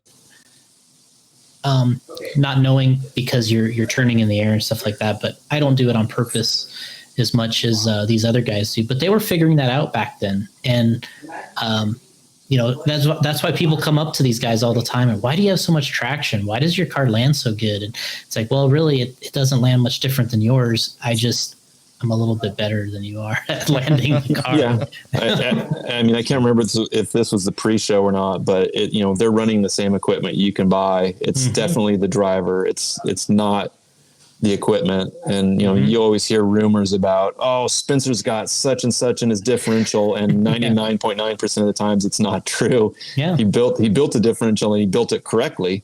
Yeah. But it's almost always the driver. I mean, when I was getting into driving again a few years ago, I gave my transmitter to Stephen Hartson and watched my car go around the track fast. And I just thought, it's not the car. And he's like, this thing understeers. Yeah. And he was still just ripping around the track. You're like, man, I thought it looked great. Yeah. Ken Peterson says, I'm 51, started when I was 15. RC racing keeps me young. Still love the challenge of tuning and working on cars. 51. Yeah, so Ken, I'm 51 as well. And I started, a couple of years earlier with cars and, at 7 with airplanes. But it is, I don't feel like I'm 51. When I was young, I always felt like 51 was really an old guy. But, getting to go to work every day with RC cars and getting to play with them and having a whole bunch sitting in my office to stare at every day is a lot of fun. And, one of the things we were talking about Spencer earlier and how dedicated you have to be to this. And when we just did the Psycho Nitro race, he's hooked up with Jackson Brunson and they've been kind of trying to get the most out of their racing during this downtime of what's going on. They've been spending time in Arizona, then they come back east. And so Psycho Nitro practice is 24 hours. And the Friday morning, the track opened at 6 a.m. and he was the first one on the track. He told Richard, I'm going to be here. We're getting here. I'm going to be the first one out. Richard had the car ready and he's fired up and he's ready. And I'm like, hey, I'll see you there at 8, man. I'm not going to be there at 6. So there's the answer to your question about how old are you going to be when you stop being fast? Right. It's like, cause us old guys can't stay up 24 hours anymore. We need to go to bed. Well, what you see at that race is you see the older guys try, but then the performance starts to kind of dip down a little bit. And they start to pack up a little early they're there bright and early with the trailer set up, on Wednesday, they're ready to go. But by the time Saturday night's rolling around, they're like, I got to pack up. I got to get out of here. It's over. But yeah, I mean, it was impressive. I mean, he had to get up I think he said he got up at 4:30 in the morning, got there at 6. And, for somebody that's young, most young people, I mean, and even me, I don't like to get up early like that, but to really have that kind of fire or desire to want to be good is really what it comes down to. It does. I mean, I think Spencer's one of those guys that you kind of just know has it. I think Brent has talked about that it factor. And there's plenty of guys that are fast, but Spencer gets it. He knows he needs to be prepared. He knows he needs to show up and work hard, and he's got some tough competition, and you're not going to show up and beat Ryan's and Jared and stuff like that if you're not prepared. And it is impressive because there are people, my sons that'll sleep until noon because it's summertime and they don't have anything else to do with COVID. And I'm sure Spencer gets up and works on his stuff, and I hopefully, Jackson and all those other guys that are out there, it's rubbing off on them and they kind of see what he's doing and, get some results out of it. Because it's like our parents used to say, you got to work hard and there's no substitute for hard work. And it's true with RC as well. Yeah, the easy button is not there. No, it's not. I mean, I don't care who you are. Tessman's worked super hard to get his results and all the fast guys, Yeah. I mean, when I used to race at Lake Park, and I remember what we used to do was we couldn't wait for the main to be over so we could try that thing right after the main when the track was the best that we wanted to try all day, but you didn't want to because you still wanted to win the club race. So it was like we would get there and you would run the club race and then you'd get through the day and you're like, okay, the main's done. I won or I didn't or whatever, but now I want to try that thing I wanted to try all day, but I didn't want it to affect my results. So that was the best time. And I remember people that were there, they would just come and watch, and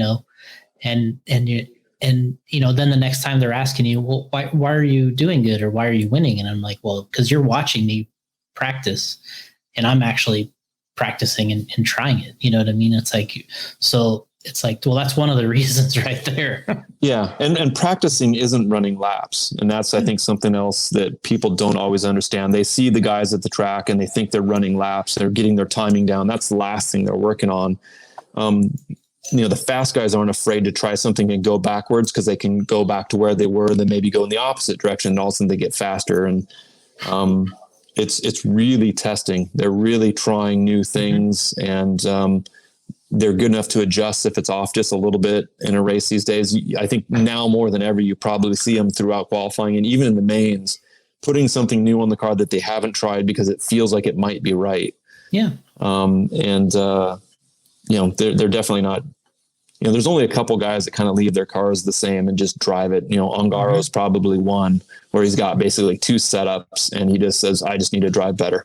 Yeah. And you gotta know what's right for you.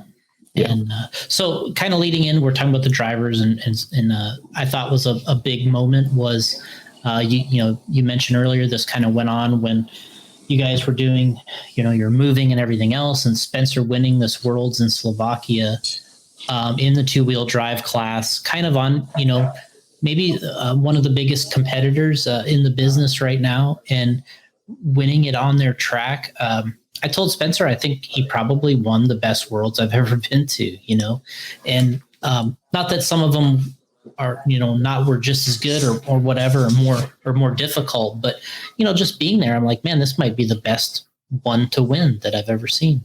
Yeah, I agree. I mean, first of all, X-Ray looked like and Hootie did a really good job of putting on the event. It looked really top notch, very kind of high tech, and it looked like a very, very well run event.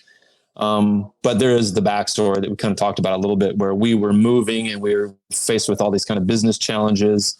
We had Brent, our team manager, helping us a lot with move and just getting stuff organized. So we sent, basically 2 guys to the warm up, just to kind of scope things out. And we came back thinking, this isn't going to go very well.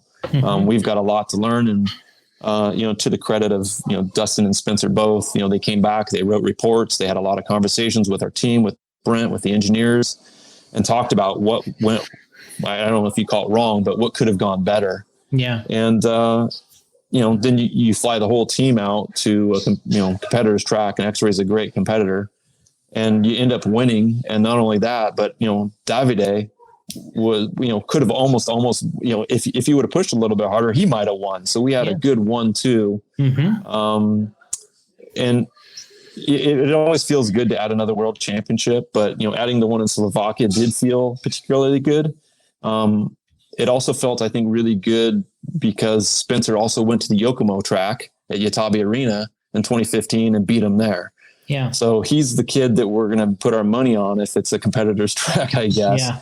But yeah, it was a really big deal. And I mean, there's like, it sounds weird, but there's, you well up a little bit because, these guys work so hard. And I think a lot of people see, Spencer and Brent at the track a lot, but, it's our engineers are working really hard, and they're, we're talking tenths of millimeters and different materials and sampling stuff and testing a lot. And they put a lot of work into this, and it really does feel like a team achieved something, even when it's really Spencer's victory. Yeah.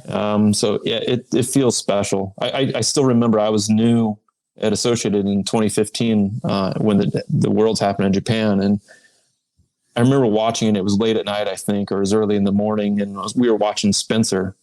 And I remember getting texts, watching it on my computer, getting texts from Cliff. He's like, "Are you seeing this? Are you looking at what's going on?"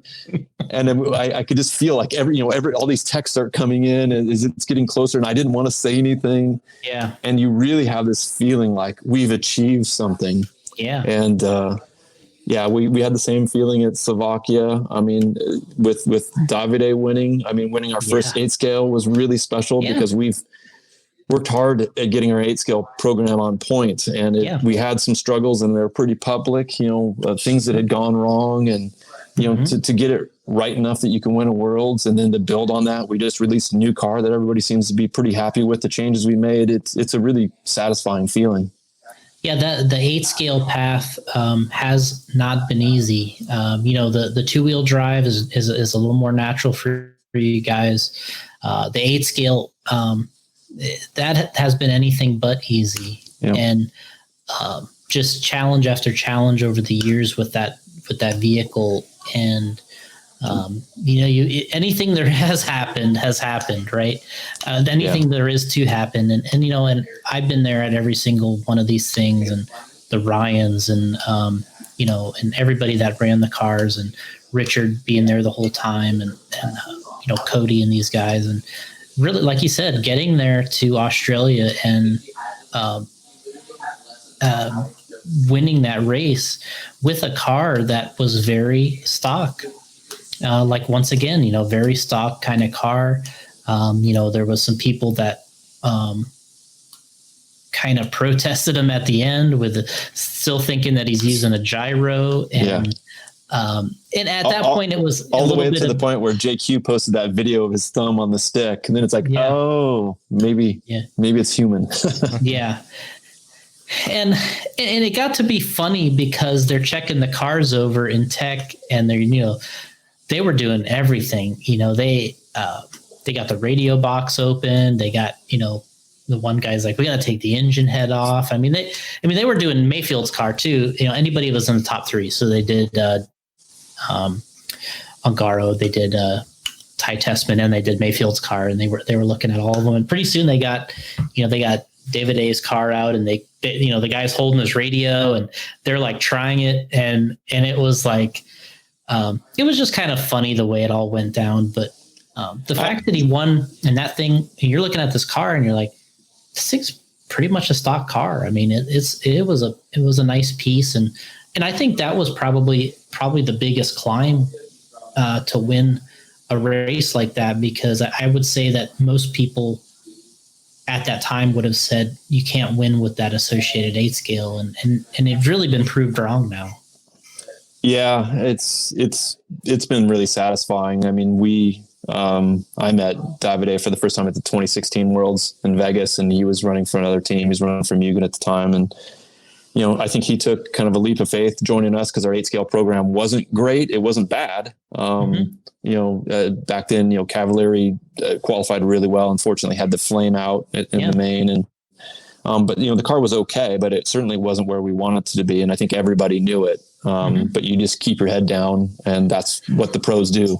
They keep their heads down and they get the best results they can. But yeah, I still feel a little bit badly about how that ended at the Worlds. I don't know if it's a compliment that people think you have a gyro, or if there's some that just think you're a cheater. But then you can go to England and lose your wing and still drive and beat most everybody else that's a professional driver without a wing. Then I guess sounds like Spencer tried to do that at Psycho Nitro last week. Lose his wing and try to hold on to a car. These guys are incredible.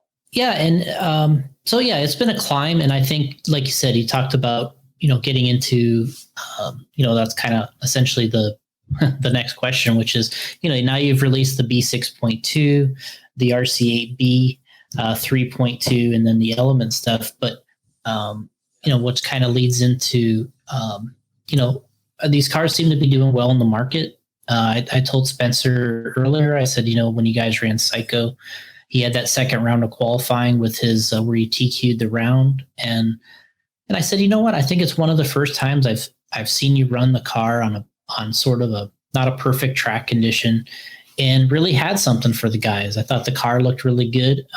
Maybe the best one in that qualifier. And that's, and you have Brian out there, or both Ryans out there, you got Jared out there, you got Adam Drake and all the other kind of up and coming guys too. And it's definitely making some strides. And you're saying that the sales have been good too, right? People enjoying the vehicles. Yeah, I think we're getting to the point. I mean, we always looked at brands like Kyosho and Mugen as sort of being the dominant 8-scale brands. And you look at the results, and they usually filled out the main pretty good. And you'd have some TLRs and maybe some AE or some other brands, but those guys were the big guys. And, we just felt like we had to get up to the point where we're competing. And I think finally we're getting there. Obviously like Dan Hissam came in and made some big improvements to the car. And now TJ Eller, one of our engineers, has done a lot of work on the car. And, the 8-scale platform has been around for a long time. I think it started probably with like a Kyosho Burns back in the 80s or something like that. Yeah. They still kind of look the same. So it's really getting into fine tuning and just adjusting things now. And they've done a good job. And it does feel like we've seen, the sales of our 8-scale stuff get a little better. And I think there's more confidence in general from the consumers that, Associated Car would be the one to pick. They can certainly be fast. And I think we feel like we're a little closer to the level of the big boys where they were all those years. Yeah. I think it's definitely coming along, and it's been nice to see. You got, and then now you got the B6.2. Obviously, that's kind of the flagship vehicle, the 2-wheel buggy. That's the one that you kind of got to get right, and that thing's been right. Yeah, it's the scary one, right? Because I think we're kind of known for our 2-wheel drive buggies. So there's always things you want to try that are maybe a little bit out of the realm of what you've been doing. And then there's that feeling like, the car's pretty competitive. And we don't want to do too much and screw things up and move backwards. So to me, that's always it's a scary car when we start talking about re-engineering it. And honestly, we talk about every week, like, what are we doing next? What's the next step? Yeah.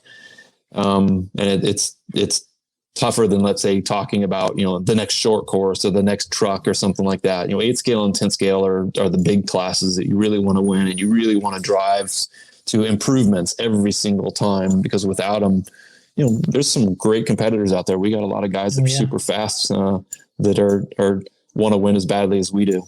Yeah. And there's a lot of good products, right? You're racing good drivers and good products, and it doesn't get any easier.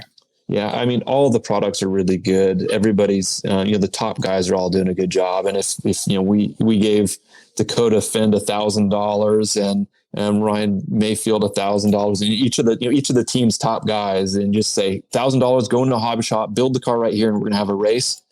They'd all be fast. All the cars would go together pretty well.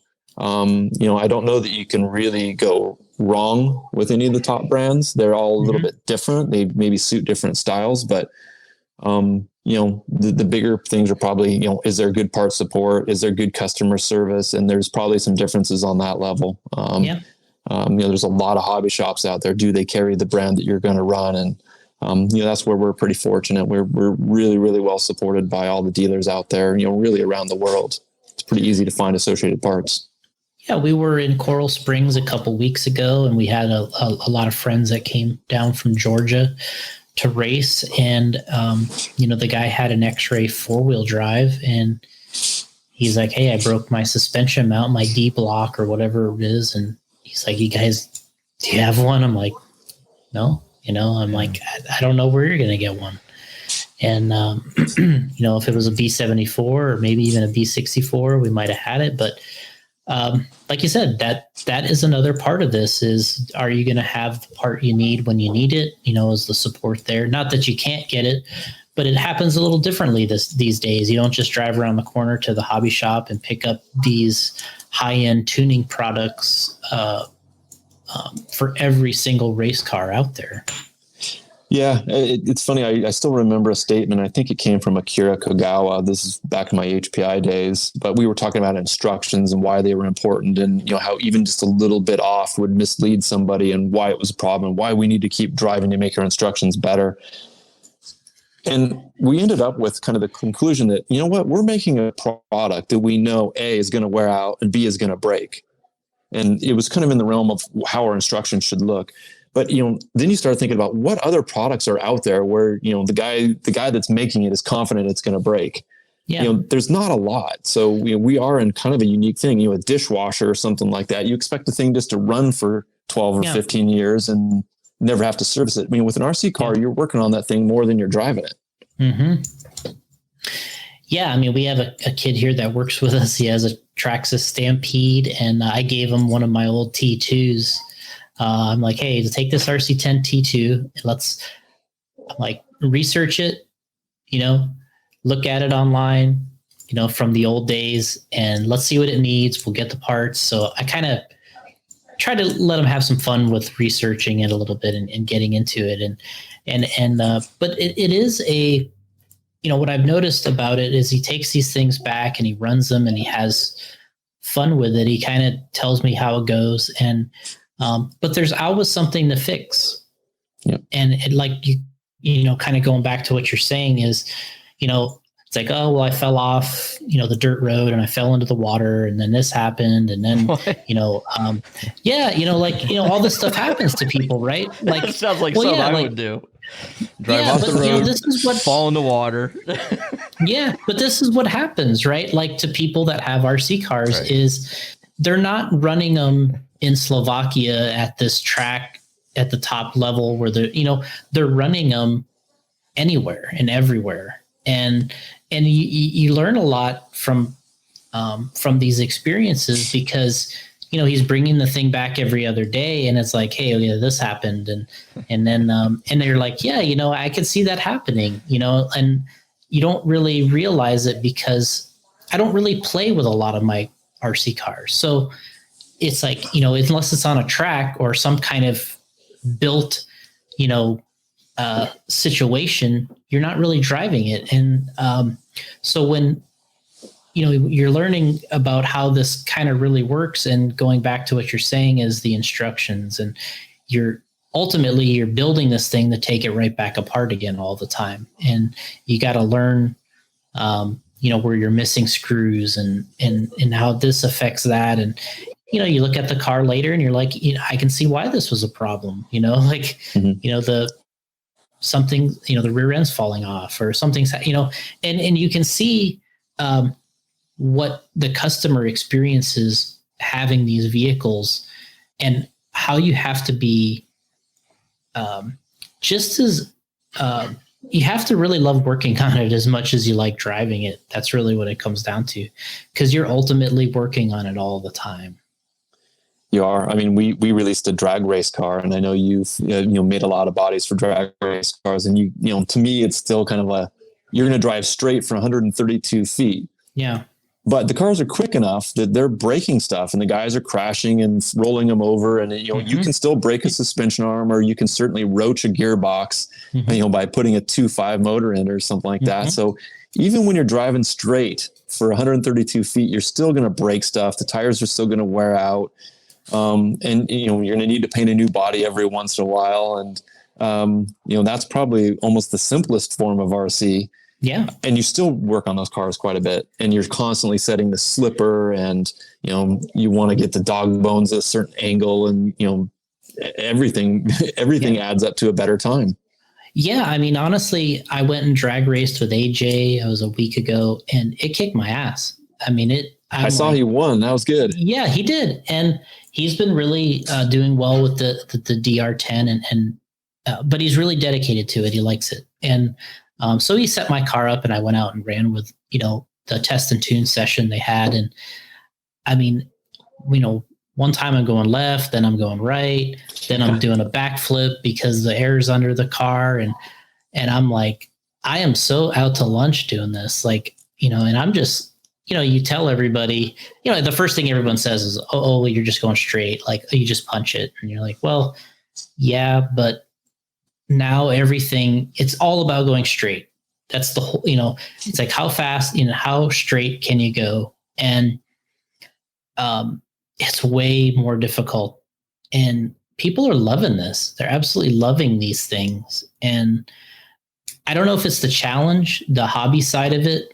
Well, obviously it's all those things. It's, we got the hobby guys, we got the scale looks, we got this performance aspect, and there's the competition aspect. So, it's been kind of neat, but very difficult. It is neat. It is difficult. I went, and did one drag race. That's all I've done so far. And, Cliff was there for part of the day, and a couple of our engineers were there.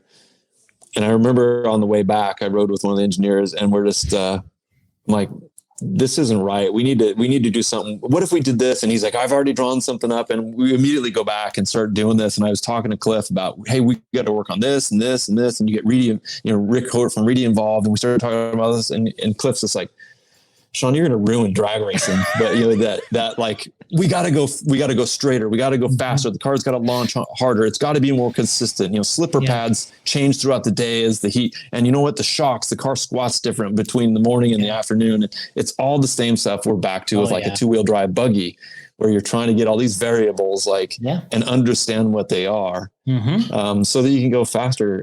But I did see, like, in the drag racing, it's a little bit more like the crawling, where people are just, they really love seeing that you have something that looks a little bit different than they do. And they're taking pride in the way the car looks. They don't look alien, let's say, like a 2-wheel drive buggy or an 8-scale does. They I had a Chevelle, so that's why I raced this Chevelle body or something like that. And I really enjoy seeing them do pretty, doing well with it. And the DR10's done well for us. So hopefully we can continue that. We're just getting ready to ship out some kits, DR10 kits now. So you went through, you had the orange, we'll just call them the orange edition, the green edition, and now you got the builder's kit, essentially, right? Yeah. So, everybody, and we were kind of thinking that maybe there would be, I don't know, you'd call like kind of a stock class that everybody would run. And we're still hoping that continues, that people can buy a car that's relatively cheap. The thing that we've talked about in the office is you can only change fluids. So if you want to change shock or diff fluids, but everything else should stay the same, because it keeps the cost and the kind of the barrier to entry down. And then of course we're going to have the guys that want to go put the 2.5 motor in and, change their battery every month because they're blasting it at 70 amps and all that stuff. That's fine too, but we're still hoping that there's an entry point where the guys can get into it for, let's call it $350 and go racing. Yeah.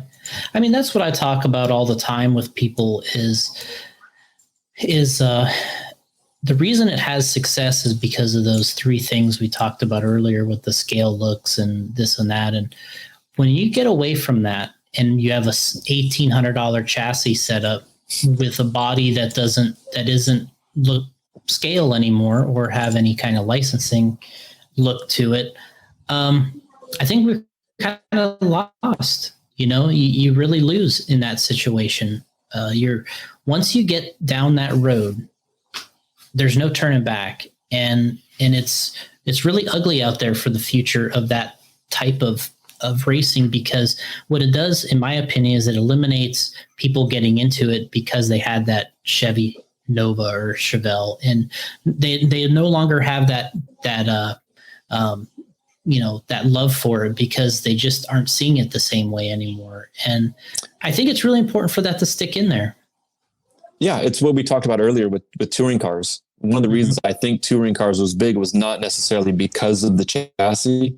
It's because I always wanted a Porsche 911 or a BMW M3 or a Ford Mustang or something like that. And then some of them were really aspirational or just really completely wacky. Like it's a Pikes Peak. Suzuki Escudo or something like that was a really good seller back in the day. But they saw Monster Jujima driving it up Pikes Peak, so they wanted one. But, the cars that sold well back then were Honda Civics, Honda Accords, and things like that. It was cars that people actually drove and could, afford. Yeah. And now we're back to this where my dad had a Nova, so I'm going to get this, and I really appreciate that about both kind of the scale and the crawling side, and also the drag racing. It's fun to have it look like something, not like an alien vehicle. So, okay, go ahead, Gotti. You had a question that you kind of threw up there. It was about the ship date, wasn't it? Yeah, on the DR10. Alan was wondering when on the kit. Yeah, Alan. So I'll take a guess. We just QC'd the cars. I think it was yesterday. Thursday? Maybe it was yesterday. We QC'd the cars. I think everything went well. So what we usually do is we stage vehicles depending on where the distributor is. So a lot of times if it's Europe, they get shipped first, and then it'll be East Coast, Midwest, West Coast. That'll probably all be happening next week. So your hobby shops will probably have them maybe late next week or early the following week, beginning of the month. All right. And he also says, Jason, make a Cadillac drag body. We have one. There you go. You have one, Alan. It's out there. RJ says, no, it's not out there yet, but we do have one. Oh, it's not out there yet. You have one in the works. Okay. It's coming. Yeah. It's coming soon. RJ says driving straight for 132 feet isn't as easy as it looks. Back in the 80s, it was even more challenging. With the servos we used to have back then, no kidding. Yeah. I mean, at least we have good servos these days and, proper links and stuff. But, Jason, like you were saying, when I went out and raced, the car went pretty straight in the beginning. And then as it got hotter and hotter, I'd start grabbing more throttle and the car would just leap to the right sometimes.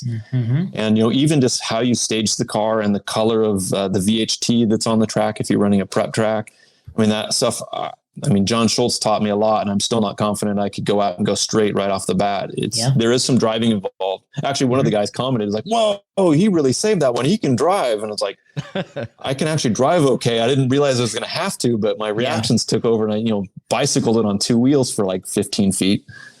Right. Yeah, it's like somebody said that to me when I was out there. Like, man, it's like I'm surprised you can drive well. You don't really run that much, and I'm like, oh. Like, well, I thought I could drive until I drove this drag car. And this has been the ultimate challenge. You're standing behind it, watching it go down a straight line, and you're still having problems going straight. Yeah, it's a little frustrating, but RJ adds. It's a whole new. Oh, sorry. Good. RJ adds that you can hit the wheelie bar too hard, and you can unload the suspension. Yeah. And then you don't know where it will go. Mm-hmm. Yeah, there's a whole bunch of little things that are new to me, at least in terms of setup. And the nice thing is always to set the wheelie bar really high and watch the thing wheelie a long ways, but that's not the fast way around. Yeah, so you're like, I'm straight out of the movies with this thing. Fast and the Furious or whatever. Yeah, it's like Halsey driving that Corvette in the Dirty Harry movie a long time ago. Oh man. So we got just a little bit here about, you released a couple new micro cars. I don't know exactly what we're calling them, minis or micros. You had the little Element truck that's coming. 24 scale trucks coming out that we just announced, and it's a segment that we wanted to get a little bit more into. We released 28 scale cars probably close to 4 years ago now. And they're still selling pretty well. And what we were hoping to do is get, I talked a little bit earlier about getting younger people kind of into the hobby, because I do think it's a really great hobby for kids. And it's something they can stick with for the rest of their life. I think there's a lot of great hobbies out there, but you're not going to be some BMX champion when you're 50 years old or 40 years old. You're going to have to stop at some point because your body's going to be wrecked. But with RC, we came out with kind of a $55 price point with the 28 scale cars. We came out with this at a $100 price point. And we're really hoping that when somebody maybe a father or somebody goes out to buy an RC car, that they decide to, spend a little bit more and get something for Junior at home. Mm-hmm. And something they can have, that's something that's not intimidating. You can drive in your house. If you hit yourself in the foot, you're not going to break your ankle. If you hit the baseboard, it's not going to dent it. But with the 24 scale car, you can actually go and use it. You can take it outside and use it on crawl up some rocks and whatnot. Fall in water. Yeah, exactly. All the stuff that you're going to do, Gotti. Yeah. Yeah, I love that. So, one of the big questions, obviously, is I was, so what's next? Any surprises? Things that people can be excited about? Stuff you can. Yeah, there is, but I mean, I get this question every time I go somewhere to a track or somebody knows where I work, and we typically don't talk about really what's coming up. I will say that this is the most aggressive engineering schedule, the year 2020, that we've ever had. Mm-hmm. We have a lot of stuff that's coming out in the second half of the year. It's kind of spread throughout. There's a little bit of something for the bashers, a little bit of something for the trail scale guys. And there's going to be stuff for the racer too. So I think no matter what kind of compartment you fit yourself into, you'll have something that will be interesting to you here in the next, the rest of the year. And really, actually, we're already, working on a lot of stuff for early 2021 as well. 2021. Yeah.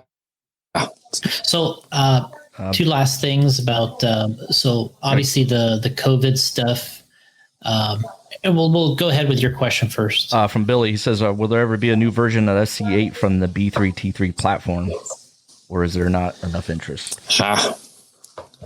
Well, it's more complicated than that. I think that reminds me of another question. Go ahead. All right. Go. I mean, I think a lot of people that are listening to this podcast pretty much know the industry and have followed it somewhat more than just playing with the cars themselves. But there were some bankruptcies over the last few years. Hobbyco is probably the most recognizable in the U.S., but there were suppliers that went bankrupt as well. And when a supplier goes bankrupt, in more cases than not, they're in China or Taiwan. And what you end up doing is you end up losing the molds or trying to challenge them in court and getting the molds. We do have some products that you'll never see again, and you can't necessarily say it's because it's not interesting or something like that. It's because it's just too hard to make. The supplier's either gone, or we couldn't get all the tools, or it's not worth spending all the money to create the missing tools.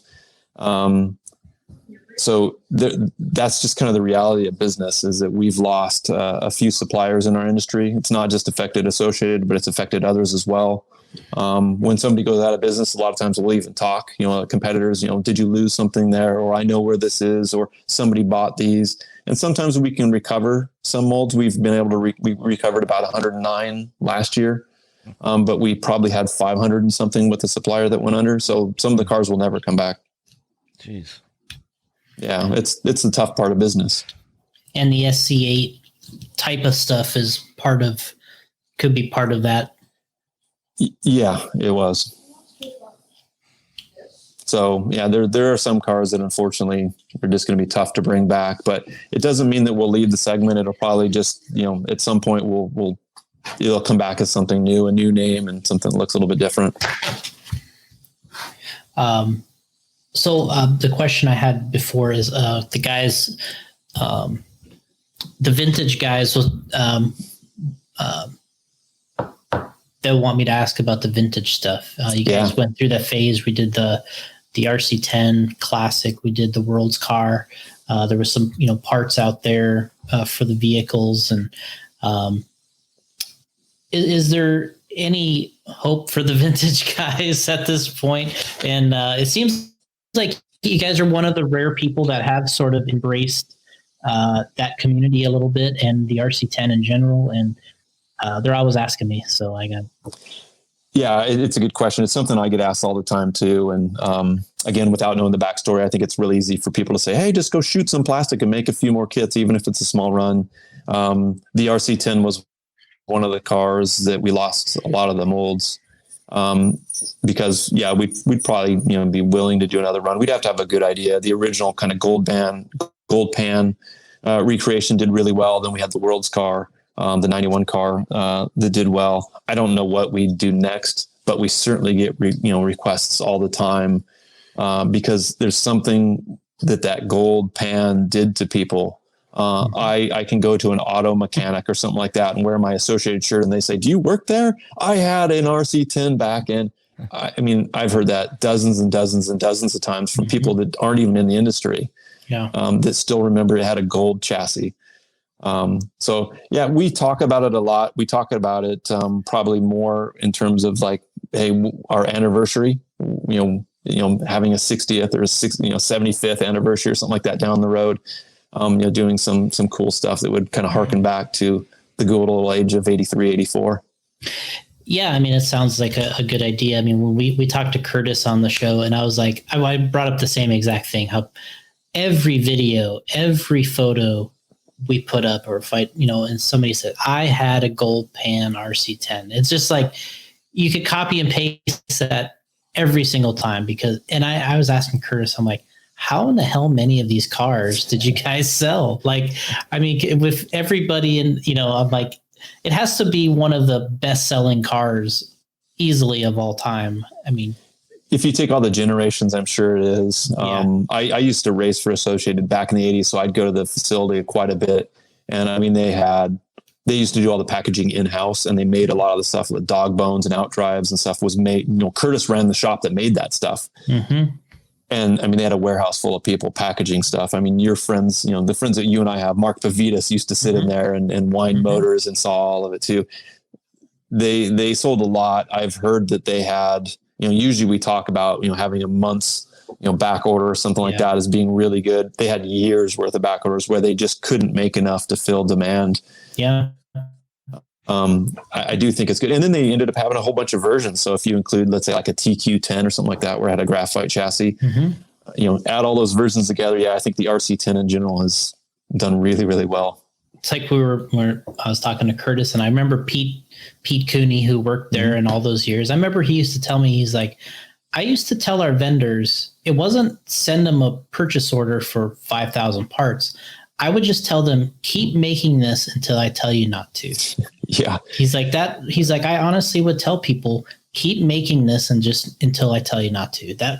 He's like, that's how many of these things we were selling.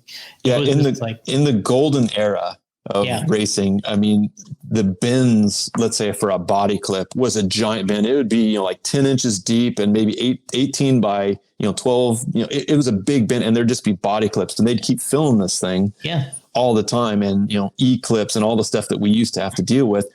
I'm sure that's correct. It was just a huge vat, and I used to get a box and I'd go grab a handful and put it in, and then walk down the aisle a little bit more and get all the stuff I needed. And that was long before computers and having really good inventory control and knowing where everything is and barcodes and all that stuff. And Pete would just buy stuff. Now that bites us too, because when we go to move, we're like, hey, what are all these boxes sitting here for? And oh my God, that's $10,000 worth of stuff we'll never be able to sell. I remember wrenching with Mark when they had a wrench room next door that I think they got because there was an extra warehouse and over there, and then we could kind of wrench there when everything was closed. But I would look in this warehouse and I was like, there was like pallets and pallets of kit boxes, and what I remember is pallets of those graphite RC10 chassis, and the ones, with the kick up already on it. And it was for the TQ10 or the graphite car or whatever. And I was just looking at this pallet. I'm like talking to Mark. I'm like, this is thousands of chassis.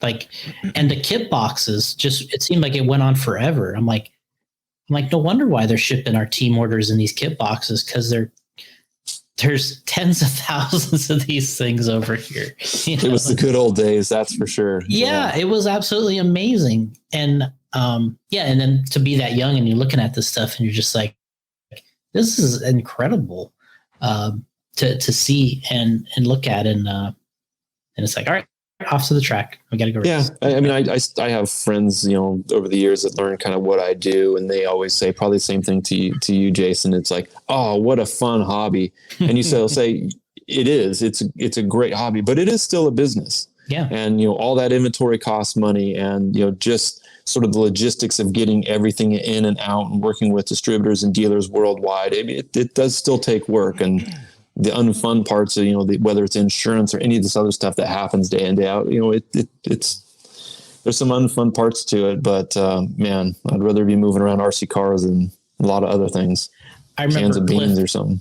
I remember Cliff telling me when I was at Associated there, and he's like, lots of people will walk around here and they'll see bearings on the ground and they just walk right by it, and he's like, I pick them up because he's like, we had profit sharing here.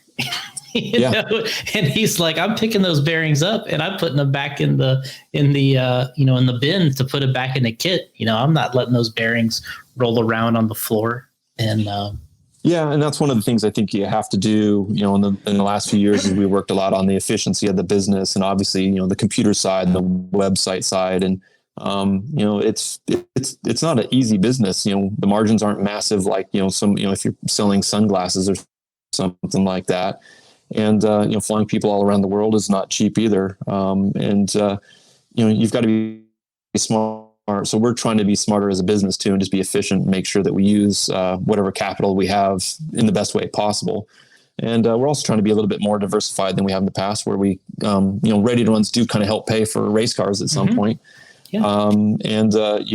We want to be successful with whether it's a drag car or it's an element trail truck. And, one of the reasons I think we've been successful at racing is we just want it. You can't just happen upon world championships. You've got to really, really work hard and, have some luck on your side as well. And try to balance everything out, make sure that, we're ready for anything, no matter what trend goes up or down. Yeah. I mean, a kind of a story I had when we were in Japan in 95. And I remember Reedy was checking out of the hotel. You talk about, traveling around and, guys going to races. And I remember him checking out, and obviously this was a little in the golden years, and he's checking out at the hotel, and I'm standing there, and they give him the invoice or the receipt for the hotels. And I'm like, does this say $16,000? I'm like, you're trying to convert yen to dollars. That's what your hotel costs for this race. Your hotel bill was $16,000. Like, yeah, and it's a big part. There's I think the glamorous thing is to say, oh, these drivers are getting paid, but we also pay for a team manager, and we pay for somebody like Richard, who's a mechanic. We pay for a lot of hotel rooms, a lot of flights. There's a lot of testing that goes on. So whether you're paying for track rental or whatever, we break a lot of parts. We throw a lot of stuff away. Not everything we try works. And all that goes into a successful race team. Yeah. But yeah, it's expensive.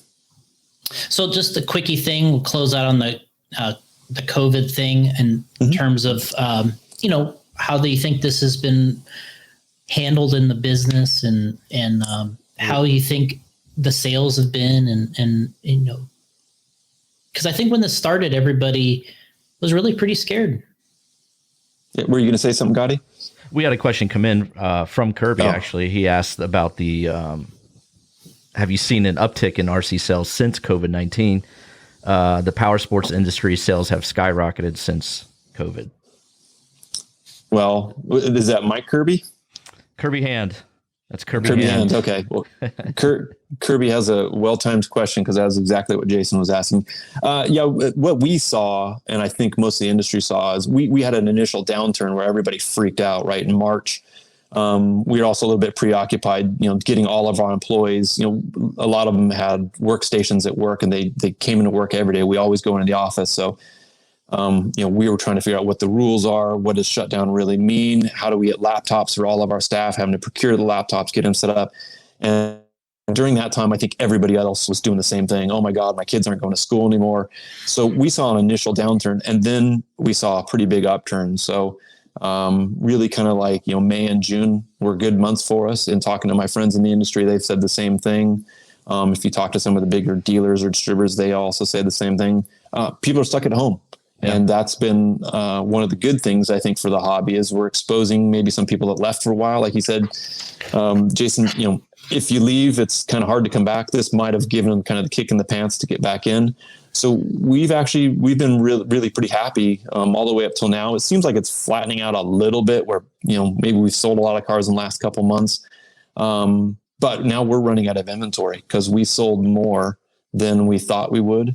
Another thing that a lot of people don't understand is that, the cars that we're just receiving in now and selling, let's say this summer, we ordered them in January and February. If it has a radio in it, it's a long lead time item, and then it sits on the boat for 3.5 weeks to get here. So we didn't see all this stuff coming in January and February. And then when we saw it coming, we had all the suppliers shut down for a month to 6 weeks. So they weren't making RC cars. So there's been some supply disruption in the industry, and that's kind of been one of the bad things. Sales up is great, but not having the inventory to get everybody what they want. DR10s is a perfect example. We could have sold more if we would have had more. The Trail Runner that came out, same thing. A lot of the cars have been released in the last few months. COVID, I don't know how long it's going to last. We have almost everybody working from home. We have a couple of people going in the office that need to be in the office, depending on what's going on. We've learned some stuff about ourselves and how we work together. Some of it positive, which is good, I guess, take a kind of a crisis and learn something from it. But my guess is, racing is not going to do super well for the rest of this year. I think we were talking before we started recording, but Europe, it doesn't have many big races coming up.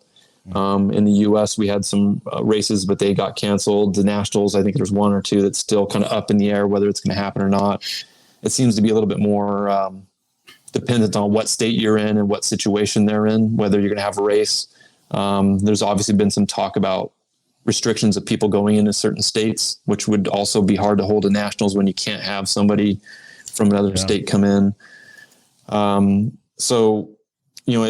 It just like it's a kick in the pants for people to get back in the hobby. Hopefully it's going to have people go back to club racing and enjoying the hobby and getting some practice and hanging out with the buds again. But we've certainly seen a shift, at least in our business model, to maybe, let's say, crawling and certainly drag racing over the last couple of months. All right. Well, let's give if you want to close it out with, just giving thanks to anybody that's obviously that you want to give thanks to. And usually we say sponsors, but. Yeah, I mean, for me, it's certainly not sponsors, but it's the people I think that helped me get started in the industry or kept me going or gave me a lot of advice. Mike Reedy, as I said, was the team manager. And he was the one that kind of said, "Hey, I'd like you to come to this race." And he gave me a taste of what racing really was like back in '84. And, here I am 51 years old, still in this hobby, still talking and getting excited about, watching. I watch a lot of this stuff, in live RC, right? But I still get excited watching a world championship and holding my breath and saying, "Oh my God, I hope Spencer and Davide don't touch," that type of stuff. And, I've been doing this forever and I still get goosebumps. So, Mike Reedy, Gene Husting, Roger Curtis, Curtis Husting built a lot of custom stuff for me, and I still work with him now. He's been there. I think he started working at Associated when he was 15 or 14, something like that. I don't remember what he said. 37 years or something like that? It's something like that. Yeah. I mean, I have a employee census somewhere on my computer, and he's like, employee number 9 or something like that. And I'm 502. Yeah. So, he's been there a long time. Kent Clausen helped me a ton in racing. He's 10 years older than I am, and he was way faster than I was. And he was the one that, helped me get my cars prepared, helped, I think, get me on the team in a big way. And, he's helped me my whole life and just kind of, getting stuff done. So I'd like to thank him. And, Cliff got me the job at Associated, and Cliff and I have been good friends since the 80s, since he joined. I was racing for Associated before he was. But we've been in contact with each other since I think he probably started around 85 or something like that. And we've been in contact for many, many years. And certainly he got me an opportunity to jump back with Associated and, got me to the point where I'm president and get to kind of oversee a lot of the stuff and watch, the great teams that he built up over the years. And really it's everybody at Associated, they're really my second family.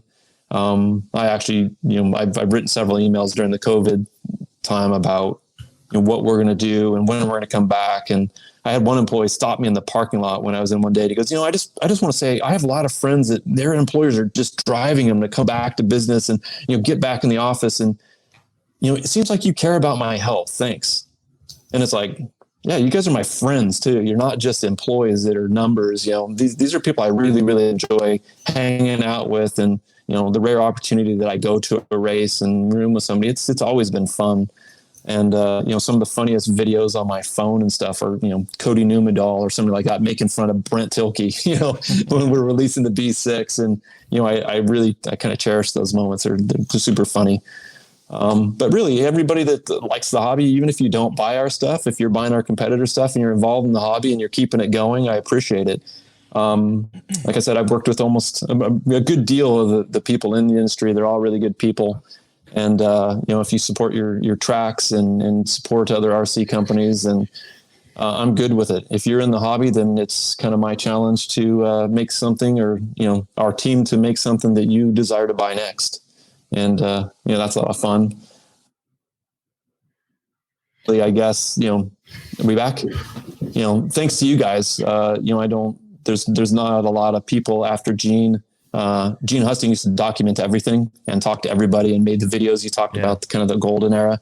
Yeah. But beyond that, I think, Jason, it seems like you've taken up the mantle, and, you go to a lot of tracks. And Gotti, what did you say this episode was? What number? 216. 216. So, you've got hundreds of interviews of a lot of people that have worked in industry out there that you can always go back and listen to, and kind of learn where we were in 2000 or in years past. And, I think that's important, because these like the gold pan chassis cars, there's going to be something that happens now that people will look back on, 20 years in the future and say, I remember that. Yep. That was cool. That's what got me into RC. Mm-hmm. Yeah. Well, yeah, I definitely appreciate it. Appreciate you, and obviously all the support over the years. And I still enjoy it. Still like talking about it. And thanks again for joining us. Yeah, I appreciate it. Thanks for having me. Yeah, problem. Actually, I got a couple more questions. Well, actually, Live RC, Brandon Rohde. There's a question for you. I don't know that guy. Did you ever get stuck storing a real car in your garage for someone when you worked at HPI? We had to get that in there. I did. I didn't even know he knew that. Yeah, at the time, that's a good story. So I was at HPI, and the owner, Tatsuro Watanabe, I think I told you, we did pretty well with some of our products, and it gave us some cash to invest in into new chassis, but it also gave the owner some money to invest in full-scale cars. And he bought a Ferrari Enzo. It was Jesse James's old Ferrari Enzo. Wow. Relatively expensive car, right? And he kept it in the building in our warehouse. And we were going to have some construction done, and he was nervous about the construction guys being around this, $1.3 million car. And he was out of town. Tatsuro lived part-time in Japan. He lived in Hawaii. And I just said, you know what? You can park it in my garage. It's no problem. I'll take it home and park it. So I ended up with his Enzo sitting in my garage, sitting alongside I had a full-scale M3 race car with HPI all over it. So yeah, for about 6 or 7 weeks, my garage looked bitching. I had to call my insurance company. I called my insurance company and said, hey, listen, I'm going to park a car that's like worth $1.3 million, and it's worth more than my house. Are you guys okay with that? And they said, yeah, it's fine. Oh, wow. Yeah, I guess you would. I would have never thought of calling them and asking, but yeah, that's dang. I would have been taking photos and I've got some. You didn't have the keys to it? The cool part was, he let me drive it all the way here. And then I think it was the day after I parked it, his wife called me and said, hey, Shawn, Tatsuro and I were talking. If you want to drive it around a little bit, go for it. But Tatsuro has one request. Can you please just leave traction control on? And I said, okay. Yeah. Yeah. Yeah, you don't want to throw that. You're like, what car? Yeah. You don't want to throw that into the water. So. Yeah, and I actually broke it when I was taken back. It had a wing that would go up automatically at like 60 miles per hour or whatever. Yeah. And I remember pulling off the freeway, and the wing stayed up, and I thought, that's weird. So I told Tatsuro, I said, I don't know, for some reason the wing won't go back down. And it suddenly started going down later. So I didn't actually break it, but I was worried that I broke something. Dang. He gave you the, what movie was it? What'd you do? What did you do to my car? Yeah. That was cool. Yeah. So what else we got, Gotti? Oh, I wanted to get that one in there for you. So, and it's got some questions for you in here, Jason, so we can hit them up later. Okay. But yeah. So, All right, Shawn, that was great. Yeah, when appreciate it. That was awesome. Good stuff. Yeah, no problem. Thanks, guys. Yeah, that was fun. Yep. Feel free to hang up, I guess, right? You just I'll hit leave and then you guys can make fun of me. How about that? You can check it later on when we post it on LiveTube. Make sure we didn't trash talk you. Yeah, you're good at editing, so that's the best part. Yeah, I appreciate it again, All Shawn. right, That was gentlemen. awesome, man. Look forward to having you again sometime. Yeah, thanks a lot. Yep. All right, take care. See you. Bye-bye. All right. That was good. Shawn Ireland, everybody. Some good stuff there. Yeah, I think, well, I hope what people kind of take out of that is just how much he's been involved in RC. I think some people, sometimes they don't realize, these are life kind of jobs, right? Like people get into this stuff, and I was talking about being 15, 16, and now you're 51 and you've never really done anything else other than be in that business. So pretty crazy. Yeah. You quickly realize it's a job when you get a job in that industry. You know what I mean? You're like, I was 20 some years old working at Trinity. And when I started, you think, well, this is cake, this is nice. This is what I've always wanted to do. And you get in there and realize it's just like a regular job. I mean, it's 9 to 5, but you have a responsibility. Right? You got to kick some ass or you're out the door. So get me the numbers, Gotti. Gotti, do something today, please. I'm trying to run a business here. That's what he'd always say to me. Okay. Uncle Ernie. You guys were talking about drag cars earlier, and we had a question here from Will Britton. I got to find that. Papa Wheelie. I think he was asking what kind of tire compounds are they running in drag? We've been running a lot of golds. That's what AJ has been running. A lot of gold compound. Working good. And are they hooping the tires? Hooping or gooping? Hooping, he has written here. No hooping. Gooping though? AJ hasn't been doing any kind of hoops or anything inside. He's been running pretty traditional. I don't even think he's gluing the foams. The races he's done well at, it's been a pretty traditional setup and mount, which I thought has been kind of neat. I missed this one for Shawn, but gas 1/10 two-wheel drive truck class again. I would love to see the T6 GT. We get that. I mean, people talk about it a lot. Just did a video on YouTube about one of my favorite products of all time is that RC10 GT, and we did a video on it. And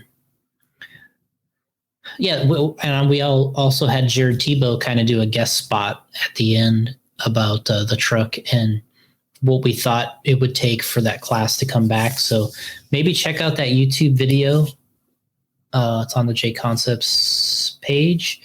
My favorite RC cars of all time. That's GT's one of them. But we talk about that in there and what it would take to bring it back.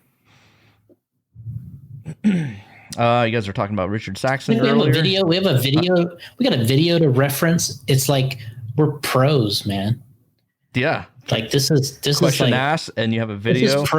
This is like pro level stuff. Oh, damn. You guys were talking about Richard Saxton earlier. Mm-hmm. Spencer Rifkin dropped in and said, "Saxton, baby." Yeah. This is, we just made a video. We have a video to reference this. Yes. We just made a video about PMB, and there's a part of it where we're talking to Richard, or I'm talking to Richard in the video. You don't see me in the video, but you can hear me. And he's prepping Spencer's car, and he's kind of talking about what he's doing and kind of getting ahead of the curve is essentially what his little spot is about. Is before the second round of qualifying, he essentially started working on the car and getting ready for the mains. He's like, I'm doing the bearings now. I'm doing this now because I don't have to do it then tomorrow. He's like, I'm going to get this stuff done now, and that's going to cut my workload in half before tomorrow. And yeah, he did it.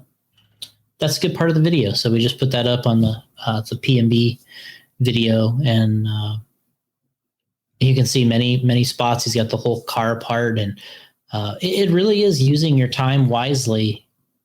A lot of it comes down to using your time wisely, and getting some of these difficult things done ahead of time, so when the time comes. Will Britton's correcting a goopin', but you did write hoopin', and if you want me to say it correctly, Will, you gotta type it correctly. That's right. But because you can be hooping, too, because guys will put things inside the tire like a hoop. There you go. That's a thing. That's kind of like a thing. So, but you Will didn't even know that. So gooping, if you're no prep racing, you're not supposed to put any tire traction on. Like the two events I went to, there's no prep, and that means the track is not prepped. Oh, I'm sorry. One of the events, the track was prepped, but the other one, the track wasn't prepped, and your tires are not supposed to be prepped. So nobody was in the pits. Thought it was cool. So you never heard of hooping? Now you know, Will. Mm-hmm. Hooping. Get to hooping.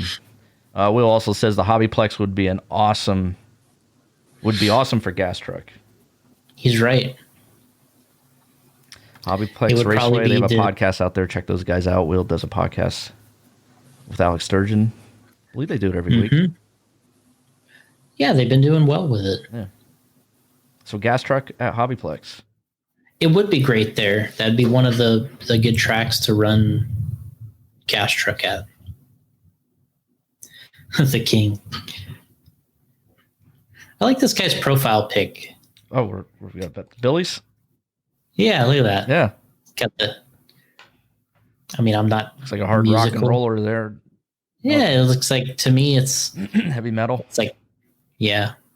I watched this. I was telling you before, I watched this on YouTube. There's this guy named Rick Beato. Oh, yeah. That breaks down the music.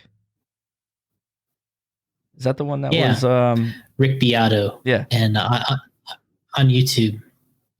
And so awesome. He's got this thing called What Makes This Song Great. And he breaks down these songs about that what makes them great. And it's unbelievable what he's able to pick up on in these songs and show you how it sounds. He can isolate. I guess he's got all the tracks for these different songs, and he can isolate all the different instruments and tell you what's going on and why it's, you might have liked the song, but he's telling you exactly why it all, what it sounds like. And he's like, yeah, check out this vocal.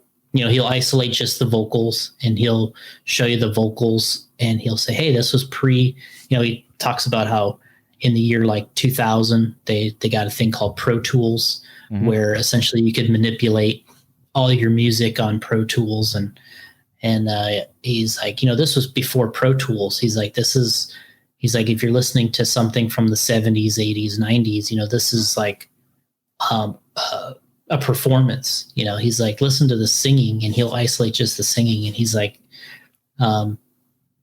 it's unbelievable, the stuff that you're listening to and how good these people really are at music. Yeah, I gave him a sub. It's pretty good. He's breaking down some Aussie music. Mm-hmm. RJ says, bag your no prep tires with Paragon. You can do that. If you bag any kind of RC tires, I think in this era you got to really watch how long you keep them in there, because the fumes and the aroma and that stuff staying on the tires, it causes them to expand. So you got to be careful how much you bag and goop, or goop and bag. Goop and hooping. Yeah, gooping and hooping. Will says wintergreen Paragon. Uh-oh. Any kind of tire traction is just music to Will's ears. He just, it's like, what is the home improvement guy? What the hell is his name? Tim the Toolman? Yeah. Tim, what is? That's Will when you mentioned tire traction. He's like, hmm? But I've gone to some of Will's tires before at a race, and he had him dialed in. He's got tires pretty dialed. Yeah, he's a man. That's why we signed him on Team Rip. He's hooping and gooping before. He's hooping and gooping and repping Rip. All right, Jason, you just got back from PNB. Yeah. You want to just cover that real quick for us before we head on out? Yeah, 3-day race, and practice is 24 hours. Mm-hmm. So that started, we talked about with Shawn, where it started Friday morning. Spencer started at 6 a.m. And a lot of guys were, I don't think Spencer did this, but I know Dakota Dakota did sort of the opposite schedule. He started later, but practiced later. So at PNB, you can start practice at 6 a.m. and qualifying starts 6 a.m. on Saturday morning. So you can practice all of Friday, all the way up till you can practice for 24 hours. Wow. all the way up until qualifying starts. So there's people that do that. There's people that get their practice in and then they leave because they're like, I'd rather have sleep than all this additional practice. So there's people that do that too. So anyway, at the end of the day, Dakota won 2 classes. He won Truggy and he won E-Buggy. And Jared Tebow won Nitro Buggy. I'd say of all the mains, I thought the E-Buggy main was going to be complete chaos and a total disaster because it was a single 10-minute main. And I don't know if you were, we talked about it a little bit in the chat, Gotti, how they had the Joker lane. Yeah, three of them. One Joker lane, but you could do it 3 times in a 30-minute race. Right. So that was sort of the flashing lights that were driving me crazy. So you were seeing the flashing lights, but that was the Joker lane. Okay. And what they did is So that was set up there on purpose like that?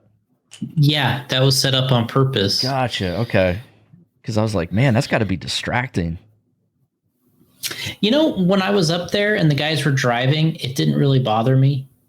But but I could see when how you were watching it. Yeah, that's all you would say, and I'm like, oh my god, drive me. Yeah, it would be distracting. Yeah. Okay. Well. But in the E-Buggy main, you could do the Joker lane 1 time because it was 10 minutes. 30-minute main. Like the Nitro Buggy or Truggy, you could do the Joker lane 3 times. So really what it does is it kind of, I'm not going to say it, voids the qualifying position, but in a way, because nobody is supposed to hit the Joker lane on the first lap. So the first lap you have to do the regular track. But the second lap around, you could start doing the Joker lane. And if you want to do it 3 laps in a row, you could do the Joker line 3 laps in a row and save almost 8 seconds each lap, which is huge, 8 seconds. So what was happening is, you say you're TQ, you come around the first lap, you're leading, you go to hit the Joker lane the second lap, and say you didn't want to, as the leader or the TQ, you didn't want to do the Joker line, but somebody else did. They blow right by you and they're in the lead. So that's what's happening is people can kind of set up their own strategy of when they want to run the Joker lap. But, it's a little bit confusing to me because it's also kind of frustrating. He did, Will, and he got penalized for it. But I don't like the Joker lap thing. I think it's too much of a gimmick because there was too much chaos. When we were the Truggy main, the Truggy main went pretty well. Jimmy Babcock was announcing, and he was really, really good at saying, okay, let's just say Spencer Rivkin used his Joker lap. Right. Joe Bornhorst just used one. So the drivers kind of had this mental picture of, all right, well, this is the position I'm in, but so-and-so hasn't run the Joker lane. Because as I was watching, I was kind of trying to approach it like I was a racer. And the Truggy main, I thought, went decently well because he was keeping everybody really updated on so during the Truggy main, Dakota waited all the way until the last 4 minutes to use his last 2 Joker laps. And Dakota was TQ. So he's running like 4th place. And so about 10 minutes or maybe more to go, you start looking at the leader and you're like, okay, well, this guy's used all of his Joker laps. 2nd place, how's he doing? Oh, he's used most of his already too. 3rd place, he's used, and you're thinking, all right, well, Dakota's in 4th. Where's he at? And then you'd hear Jimmy was like, Dakota's only used 1 Joker lap. Oh. And you're like, holy crap. Like, it's like, holy crap, he's in 4th. He's still got 2 more Jokers he can use. And he was being so patient. He was just pushing the crap out of the truck, running as fast as he could, trying to catch everybody, and just being so patient to use these Joker lanes. And I'm thinking, is he ever going to use these things? Like, it was just going on forever. Like, I mean, he had so much patience. And finally, with like 3 minutes to go, he hits the Joker lane. Boom, he's in the lead. And so, because you gained 8 seconds essentially. So he uses 1 Joker lap. Boom, he's in the lead with like under 3 minutes to go. So this whole 30-minute main, Dakota's like kind of in the mid pack. Like, he's running fast, but he hasn't used all of his Joker laps. So you kind of had to, as a racer, you kind of had to figure that into your equation as how you were doing. And I could see it being kind of confusing as a driver because you're thinking, all right, well, I'm in the lead. I've used all my Joker laps. And then you're thinking, all right, well, who hasn't used theirs? And am I really doing as well as I think I am? Or is this guy just going to pass me? And that's exactly what happened is Dakota had 2 more to go. He saved them all the way until the end. And the only reason he was able to do this is because he was hauling ass. Mm. So he saved these 2 Joker laps till the last 3 or 4 minutes, and boom, he's in the lead. And then he uses his next one. Now he's got a huge gap. Like, all of a sudden he's like 8 seconds in the lead. So he went from 4th to 8 seconds up on 2nd place because he had these Joker laps. And it's like, it happens in just, it happened in 2 laps right at the end. And so it's really hard to manage. Jimmy Babcock did a good job of keeping track of the Truggy one. The buggy one, the announcer, his name was, I like him. I actually like his voice and his technique better than Jimmy. But Jimmy, I think, being a really experienced, he was kind of given that update. But I think it was Shawn. They call him Sexy Leg. But he wasn't doing as many updates in the buggy main. I was so lost. Oh, you didn't know who? Yeah. In the buggy main, like, and it's like you're just looking around, and for some reason, buggy is so intense to begin with, and guys are just on the edge. Like, the cars didn't handle the bumps very well, and guys are flipping all over the place, hitting the Joker line, just out of random times. People doing it together, and they're crashing, and it was really confusing. And then in the end, Jared Tebow had the best race. I think he managed the best race. He did good Joker laps. He did a good job with his pits. He wasn't the fastest lap time wise, but he had the least amount of issues. And it's probably a race I've seen Mayfield have more issues than I ever have had in a long time, where it just seemed like nothing was really going great for him. He got stuck under a pipe once, like a pipe came loose and it was like flapping before the whoops. And he's coming through there. He thought he was clear, and the flapping pipe like sucked him in. Then he was underneath the pipe. And I mean, that killed him. I mean, it was like, that lap had to be 10 seconds right there. And he still was competitive. I mean, at one point he was still close. And then we had Seth Van Dalen running so well. He actually passed Mayfield on the last lap for second. Ryan put a crazy pass on him maybe a few minutes earlier where they were going down the straightaway. And I think Ryan went to the outside and he was just like, well, I'm either going to pass him right now or my car is going to be in the wall.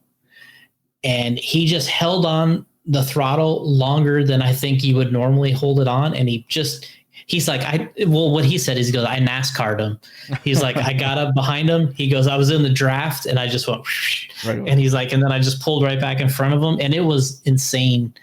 It was a ballsy pass, but you know that he got that great one on him. And then Seth passed him on the last lap back for second. So Jared was not gone, but he was a few seconds up on the guys. And so then Seth got second, Mayfield got third. And that was chaotic. Just cars everywhere, flipping, crashing. Spencer was doing well, but then his wing mount broke. So he had no wing on the back and that kind of hurt him. I actually thought Spencer was going to win. He had such a great start. He like made this, to me, it looked like a split second decision. They were going over the back jump. He saw the two guys racing with him turn in to do the whoops. And he went, I'm going Joker lane. And he just goes straight through the Joker lane. He had like a big lead. And I'm like, oh man, that was the decision of the race. Like, and I thought he was gone. And he ended up having too many mistakes. That wing mount broke just because it was so brutal out there. And yeah. Was the Joker lane difficult though? Like, because it's supposed to be no. Yeah, it was like a sweeping turn. Oh, I thought it was supposed to be a difficult section of the track, and you really didn't want to hit that. Because when you said you cut off 8 seconds, I was like, 8 seconds? Yeah. Well, the reason it was so fast was the section you were avoiding was the whoops, which was the toughest part of the track. So instead of going through a section where you're going like this, right, you know, and then you turn, you avoided all that and you just went straight through through the sweeper. It's fun to watch.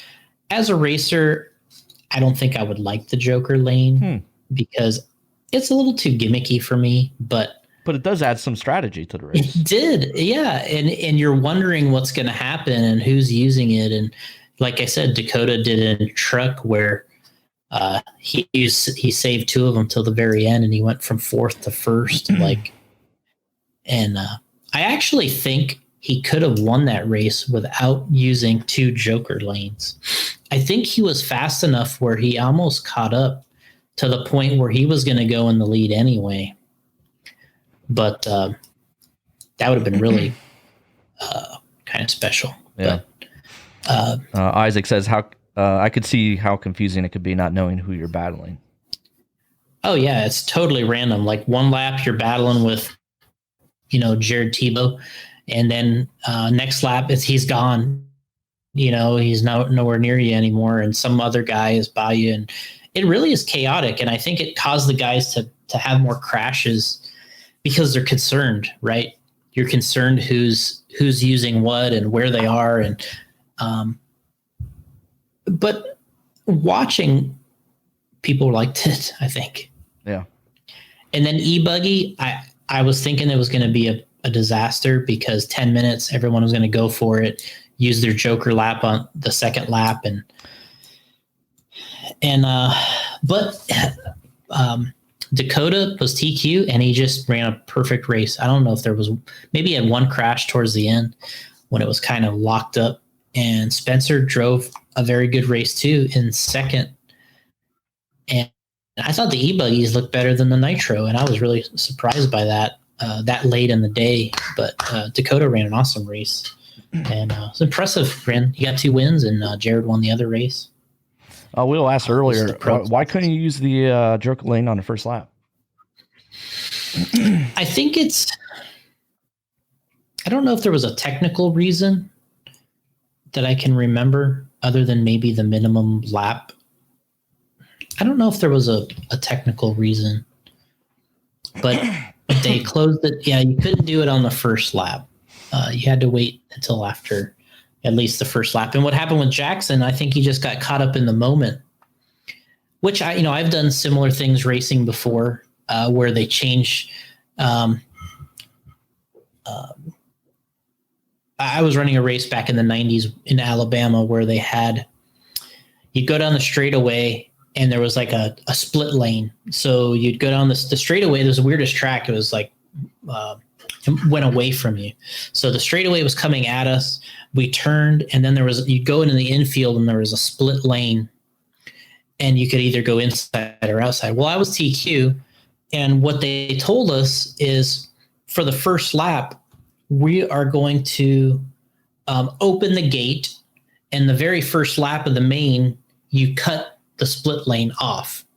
So we'd come down the straightaway and you cut the split lane off, and you turned into the bank turn.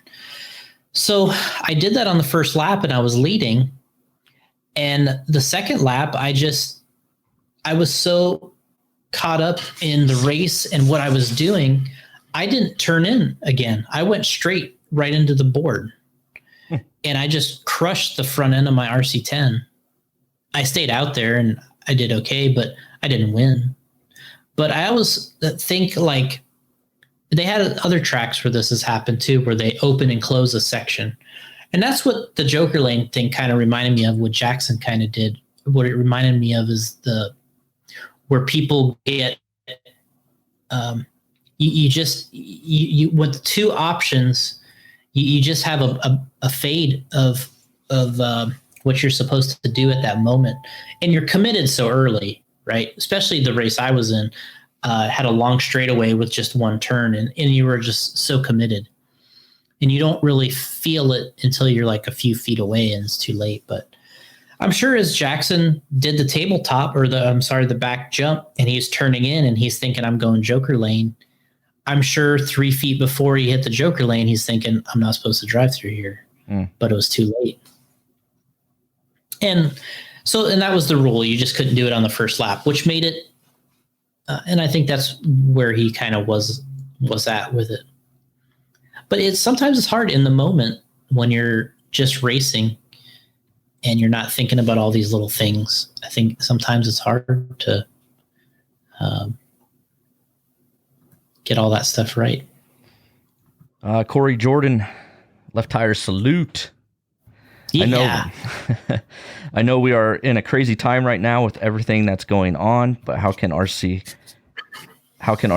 have more spectators at these big races like PNB? Well, that's a perfect race for spectators because they have a ton of seats you can sit in. It's probably the nicest building besides Silver State that we race in all year long. I would say Silver State's the nicest because it's in a casino, but this building is definitely the second nicest building, and they have really nice seating in there. I think, I don't know, this is a whole different conversation, but I don't think RC is quite as appealing as a spectator sport as people think it could be. I think as a spectator, it's only fun in short bursts, and to really try to charge people, not necessarily charge people, but to usher people in and sit down in these seats and watch one of these races. First of all, they don't know what you're racing for. They don't know how difficult it is. I think everybody thinks they can do it when they see it the first time. I think everybody, walks in and says, oh, this would be fun. I'd like to get into this. But they don't realize how hard it really is. Even the bad drivers that they're seeing are actually really good at it. But so there's no respect, I think, for the level of talent. They just see it as a toy. It's not until you're at a place where we all are, we've tried it and we've been down the road, that you can have a respect for the top level people and how they make it look. And to bring that to the average person, that respect level of these are the pros, is tough. And then having it has to be impressive enough for them to stick around. And they like the crashes. People that walk in and watch these things, they like seeing the crashes. And to me, I don't like the crashes because I'm a racer. I am like, I want this thing. That's what I didn't like about drag racing my car, is I crashed it so much. I hated that. I want it to look good, and I don't as a racer, I don't want to crash. So the impressive part to me is when you're not making the mistakes and you're not crashing, which is unfortunately the thing that people walk in and they like to see is the crashes. So we're kind of after two different things.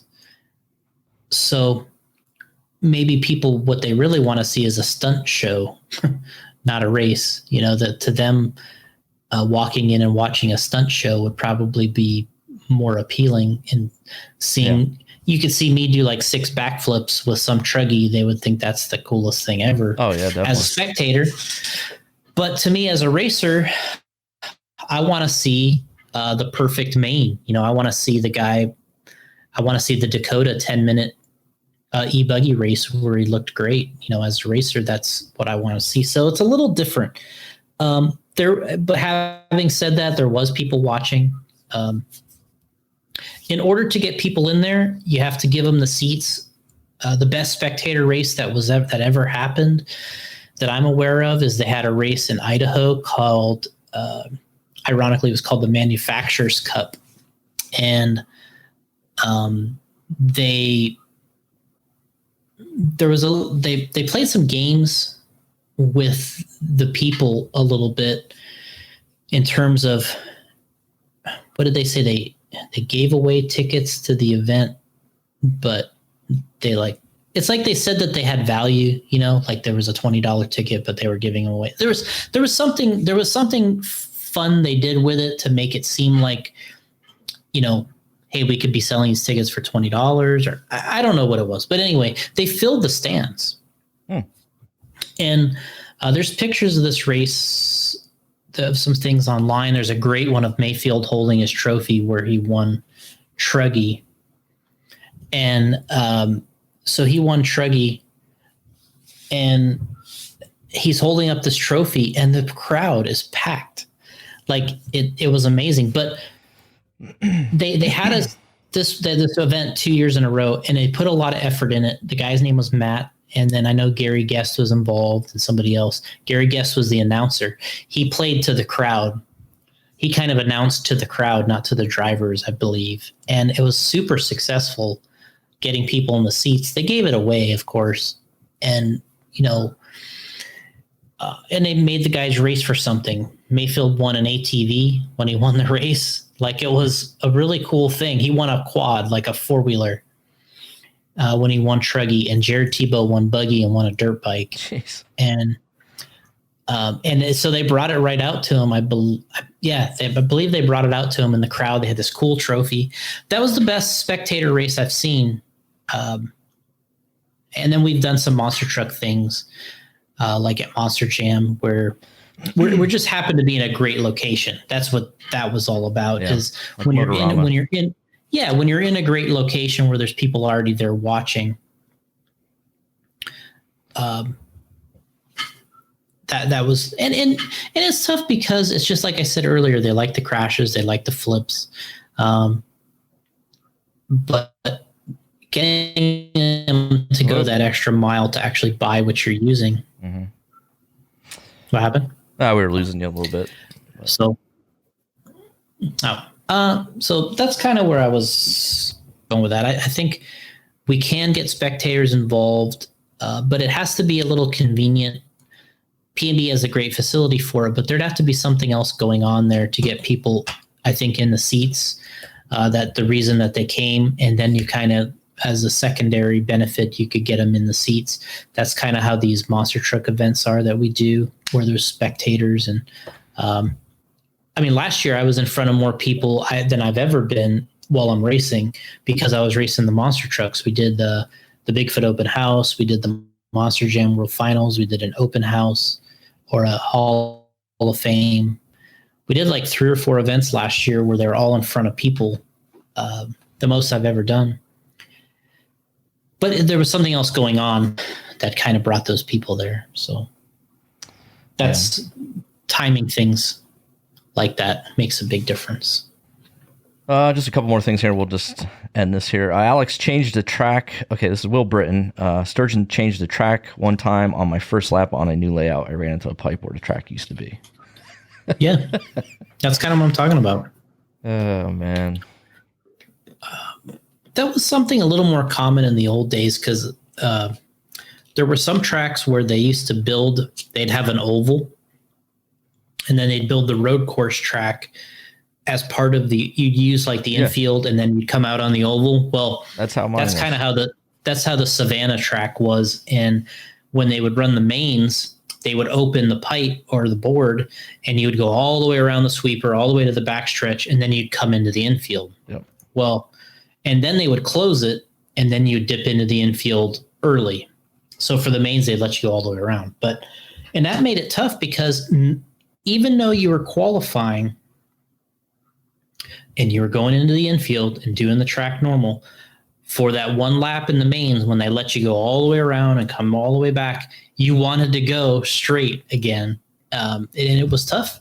I know the race they had there, several guys did it. Then big name drivers, just, weird deal. Isaac says maybe put them in fire suits to add the element of danger. Or set them on fire. I think it'd be a good idea is like at these races like Motorama or something, where you get these spectators that have no clue what's going on or who's what. Maybe come out, like hand out a little program to these guys that, has Mayfield and Spencer and gives you their racing history and stuff. So you know who these guys are and what they're about, a little backstory, you know what I mean? What the hell race did we do that was like that? I think Motorama would be a good spot for that, because I know sitting there listening to people are all confused on who's who and what's what and why are they qualifying like this. You know what I mean? Like the IFMAR qualifying, people really don't understand any of that. But back in the day, Motorama used to just be ready, set, go. And maybe a race like that should do that for the spectators. Just my opinion. But I think it sounds. I know you guys don't logical. like that. I know racers don't like that, but for something like Motorama, where you're getting 10,000 plus people on a weekend there visiting, it's a good thing to do. All right, guys, are we finished? Is this 2:16 over with?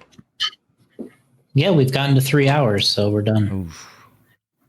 Killing it. It's a late dinner tonight, Jason. I know. I haven't had anything. All right, guys, we appreciate everybody joining us. Actually, look at this. It was awesome. I was actually prepared, but I wasn't going to eat. What is it? I got this from Starbucks earlier. It's It's a little kid's meal. Dino Nuggets. No, these are the carrots. This is the peanut butter sandwich. This was the Thomas meal. Thomas used to get these when he was working with us. That was his dinner, and I think it might be my dinner tonight. Yeah, you crack that open on your way home. Well, I was gonna do it earlier, but then I was like, we're doing this thing live, and then we're talking to Shawn Ireland. I just started eating a peanut butter sandwich while we're interviewing Shawn. Chomping down on those carrots. Carrot, Shawn? Shawn would be like, geez, am I boring you over here? It's like, man, is this the unprofessionals? Yeah.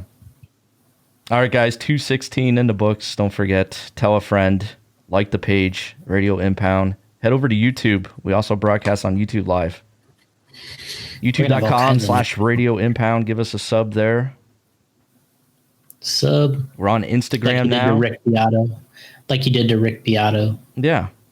Give us a sub over there. Head over to Instagram. We just started an Instagram page. People were beating me up. I like the Instagram page. You do? Yeah. I like how you made the little clip of what the thing was, and you had that was cool. I do little audio snippets for each episode for you guys, so get you give you something there and make you download the show and listen. You can now watch the show live. You can watch the replay on YouTube and Facebook, and then we also have the audio version hitting everywhere. Amazing. So, man, we are really doing it.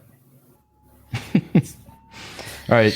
Don't forget to go visit jconcepts.com. Send all your friends over there. If they're using something else, beat the hell out of them and show them the way. Paul Wynn says jconcepts.net. Maybe I said .com. I'm sorry. Anyway, catch you guys later. Stay safe, everyone. We'll see you.